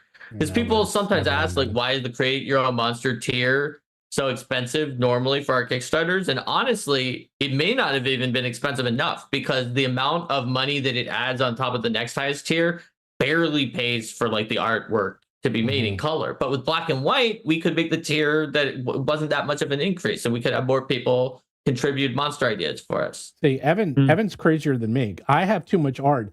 Evan orders 2 times more art than he needs and only uses half of it. Wait, really? Yes, according to Evan. Wow. Yeah, that's really impressive, man. Like art is usually the limiting step for a lot of people. I'm just bad at buying art. So. Hey man, you got any it'll need, just send it my way. I'll buy it from you. You might need some. It's like he can use it for the kids game later. He has now he has a bank of art that he can be inspired by to make new game design. But I commissioned new art for the kids game. Oh my God. He's like, you see, you're worse than me. But I don't understand you have too much art because I only order the art that I need. I don't say like, oh, just do whatever, because that doesn't work. But I guess you do. You're like, just do whatever. Yeah, I'll do that. Wow. Yeah. You are insane. You know what? I think that's a good thing for the artists, though, because that means twice as many artists get a chance to draw something. That's why everyone. Maybe it's not good for them that their art doesn't get shown in a book and then get people to know about them, but they do get paid to make the art. Yeah. But a lot of times the art will inspire the design. So I'll just I'll just look at the art and like, oh, this is cool. Let me make a monster or an adventure or something based off of that. So that is one way to do it too. Fair enough. So it looks maybe you could publish like at some point down the line. Let's say we're in the future, but 10 years from now, and you've got your Nimble Empire, and you have, I don't know, 15 different books of varying sizes, all of which you would order twice as much art. Maybe you could publish a coffee table book called like The Forgotten Art of Nimble that has all the pieces that you didn't use up until that point. It's like 500 pages long. Yeah, we'll see. We'll see. We'll see. So, wow, no one has used the Nimble code. Not one person has bought something. Wow, that's actually pretty surprising. All right, I guess people don't like free money. People don't like savings. It's not free money. It's only 90% off. It's 10% off, and that's 10% off. So it's 10%. It costs 90% it's free of the money. It's money you would not have if you bought it without it. That's fair. See, it's free. It's free after you spend it. It's money you get in return. So that that psychology is not working. Well, anyhow, I don't know, Steven, man. Guess not. No one wants. Maybe they can barter with Battlezoo.com. I've actually had Battlezoo.com attempt to barter with me before when I accidentally was trying to check out one of the. It does barter with you. Yeah, I was trying to check out one of the codes that you had already given me, and I realized I'd already used it before, and I had the product already. And the site saw that I had tried to buy it, and then it later was like, "Oh, was that too much? Like, can we give you a slightly better deal and you'll buy it?" I was like, "No, man, I already own this." That's called marketing, buddy. That's the whole point. That's how you get people to come back. You got to capture those empty carts, the missed carts, the failed purchases. There you go. All that crap you got to do. It's a nightmare. It's a real pain. But once you got it done, you just sit back and roll and watch everyone ignore your emails. It's great. But look at this. Imagine the savings. So what's your next bet? So you're going to finish up the Kickstarter in 2 days, then you get to sleep finally? Yep, Friday's my birthday, so wow. Happy birthday. What a good birthday present your Kickstarter being over will be. That is Yeah, he was like, yeah, I heard that. But then, actually, now the work starts. well, yeah. Well, that's what happens. The most stressful days are the first 3 days, and then there's literally nothing to do. It's like, all right, now what? You just the middle of the Kickstarter is always the worst because there's nothing you can do except watch it. But then the end is also stressful, and then it ends, and then you're like, okay, now what? And then you just like on to the next project, on to the kid Nimble Kids, Nimble Heroes Club. Nimble Heroes Club. I guess that works. Nimble Kids could have other meanings, so don't want to call it. You got to be careful with the name of this thing. Got to call it Nimble for Kids. No, you got to call it. Where'd the name Nimble come from? That's a pretty good name. Pretty good name. Just like a thesaurus and brainstorming and Okay. I don't know. Oh, Kimball. That's right. You can come up with a dog version. Kimball. That's the one for kids. Yeah. I mentioned Kimball before. That was when Evan said it was called Nimble Heroes Club. Yeah. Kimball sounds more like Kindle. That's the problem. I will say the best name I ever heard. I can't believe no one took that. Mana Storm. That was going to be the D&D. Sorry, the Magic the Gathering tabletop RPG. Oh, what a name! Wow, Mana Storm. God damn. Why did anyone? I was like, that's a name. I wish that's an A++ name. Bet you it's taken. See if it's taken. Manastorm.com. I guarantee it. Anything with 2 words that sound like they should go together. Yep, someone registered in 2015. Already gone. Oh well. But you didn't get Nimble. You got Nimble RPG, right? Yeah, because nimble is like a business term. Like, oh, our team is nimble. Oh yeah, there's no way. So you can't find anything. Yeah, there's no way you get something like that. That's the problem. Well, you got to do Roll for Combat or Battlezoo or Eldmon. You got to do things that no one... Got some good names. You got to come up with names. That's why when you do drug names, it's like Xanthopol. It's like, what? It's like, there you go. Yeah, you got to come up with something no one has. That's part of it. Man, who does So if there was a collaboration, it could be Nimble is Kimball, but Glicker is quicker. There you go. My name does rhyme with a lot of things. I've heard it all because people like Glicker, the adds a lot of rhyming potential to it. So and we got a lot in here. Ooh, 5e compatible. Look at that. He put in everything. He didn't even care if it was 5e. He got Flee Mortals in there. He's got Level Up, Creature Codex. Just put Shadowdark. Just put everything in there. Just whatever exists. Just put it in there. Where did you get all the art for your cards? That's a lot of art. Yeah, hiring a lot of artists. Oh my god, you're insane. People think I'm insane. You're way worse than me. You're crazy. Yeah, I'm just crazy. I'm just insane. I think all game designers, we all are, David. I think so. Just in a particular way. Look at this. Yep. I do love this. You have Meat for the Crab King. That is such a good name. Monsters, Orcs. Meat for the Crab King. You didn't send that one to me. I don't have that. I just like the name. Good names. Good names. It's like Blood for the like Blood God, but yeah. Yeah, it's good. All right, well, everyone, or Nimble Junior. There you go. That's the one. That's everything used to be Junior or Nimble Babies, like Muppet Babies. Nimble Babies, they'll make your dreams come true. There we go. Nimble Babies. I think I'm not going to do that. Okay, yeah, don't do that. Nimble Junior. That's not so bad. Like Trivial Pursuit Junior or Nick Junior. Or Nick Junior. Yeah, there's a lot of juniors. Yeah. Junior mids. Yeah, and then you could do Nimble Senior, and that's for people 65 and over that need something to play in the home. The OSR version is Nimble Senior. Oh, that's true. That could be the OSR version. But that would be Nimble. That would be like something Deathbringer. Like I'd be like Nimble Death or Nimble Blood or Blood Nimble. So it would have to be something nasty. That's just very, very, very gross. The Spanish language translation could be Nimble Senior. Oh, there we go. That's even better. That's a good one. Senor Nimble. There we go. I like that.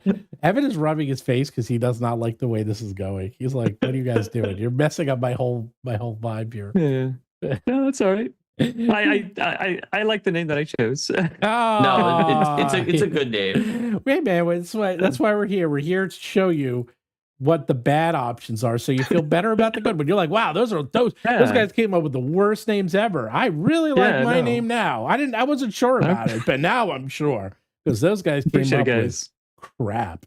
There you go. All right. Well, 2.5 hours is more than enough. And we didn't even talk about D&D and all the changes. But I'm not going to be here next week.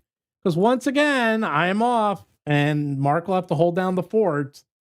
Because I got to go to GaryCon. I will hold down the fort while Steven is in GaryCon. It seemed like a good idea at the time. Going to GaryCon, you mean? Yeah. Right before the Kickstarter? Yeah. Seemed like a good idea. It was not a good idea. It was a bad idea. Bad idea. All right. But do check out Nimble. You don't have much time left to get in on the Nimble Kickstarter before it ends. Yeah, see if you can get him over $1 million. Then see if you get the Nimble Nomicon. I love those online resources for games. That'd be cool. Yeah, look at this, man. It's just cranking. Jesus, already every time I look at it, it's another $1,000 up. It's like, yeah, I think you're getting pretty close. You might do it. Yeah, it's pretty close. It's gonna be a close call. It's gonna be very close. But I'm pulling for you, Evan. Add another tier. Appreciate it, guys. Add the $5,000 tier. Do that, and you'll get a couple. There you go. Add the $5,000 tier that Evan will run a couple of games for you or something, and he'll do something for you custom. Hey man, you'll get like 5 people. I guarantee you will. It's crazy. You will. You'll get a couple people who will do that tier. That'll put you over. I don't think any game I run would be worth $5,000, so I don't want to let anybody your down. Backers might. But yeah, I always get worried about that, where it's just like I would feel so much pressure because of the amount that they paid. Okay. Yeah. I'll run it for you. There we Steven go. Glicker will run your game of Nimble. He's never played it. He's barely even read it a while ago, but he'll run it. I'll do it by then. Have Derik run it. There you go. Then you would get you'd easily get that because all of his fans would go and do it. They're crazy. You get a combination. That's a combo. Derik and Evan together. That would be scary. That'd be scary. I'll tell you. Well, anyhow, good luck on this thing. And thank you guys. Really appreciate it. We'll be talking. Yeah. And hope to see you at a con someday. Yeah, if you go to Gen Con, let us know. Because the hardest part is getting a hotel. Going is easy. The hotel is hard, but you'll find the hotel is painful. Yeah. Well, all right. Everyone, until next time, if you want to battle the zoo, you have to roll for combat. Take care. We'll see you next week, but Steven won't because he'll be a GaryCon. That's right. No. I guess I could be a fighter again. No. A wizard. I've been a wizard. Farts to that idea. I just want to play something where I can be the very best, like no one ever was. Whew, I know. I'll throw this legally distinct creature obtainment orb. Ugh.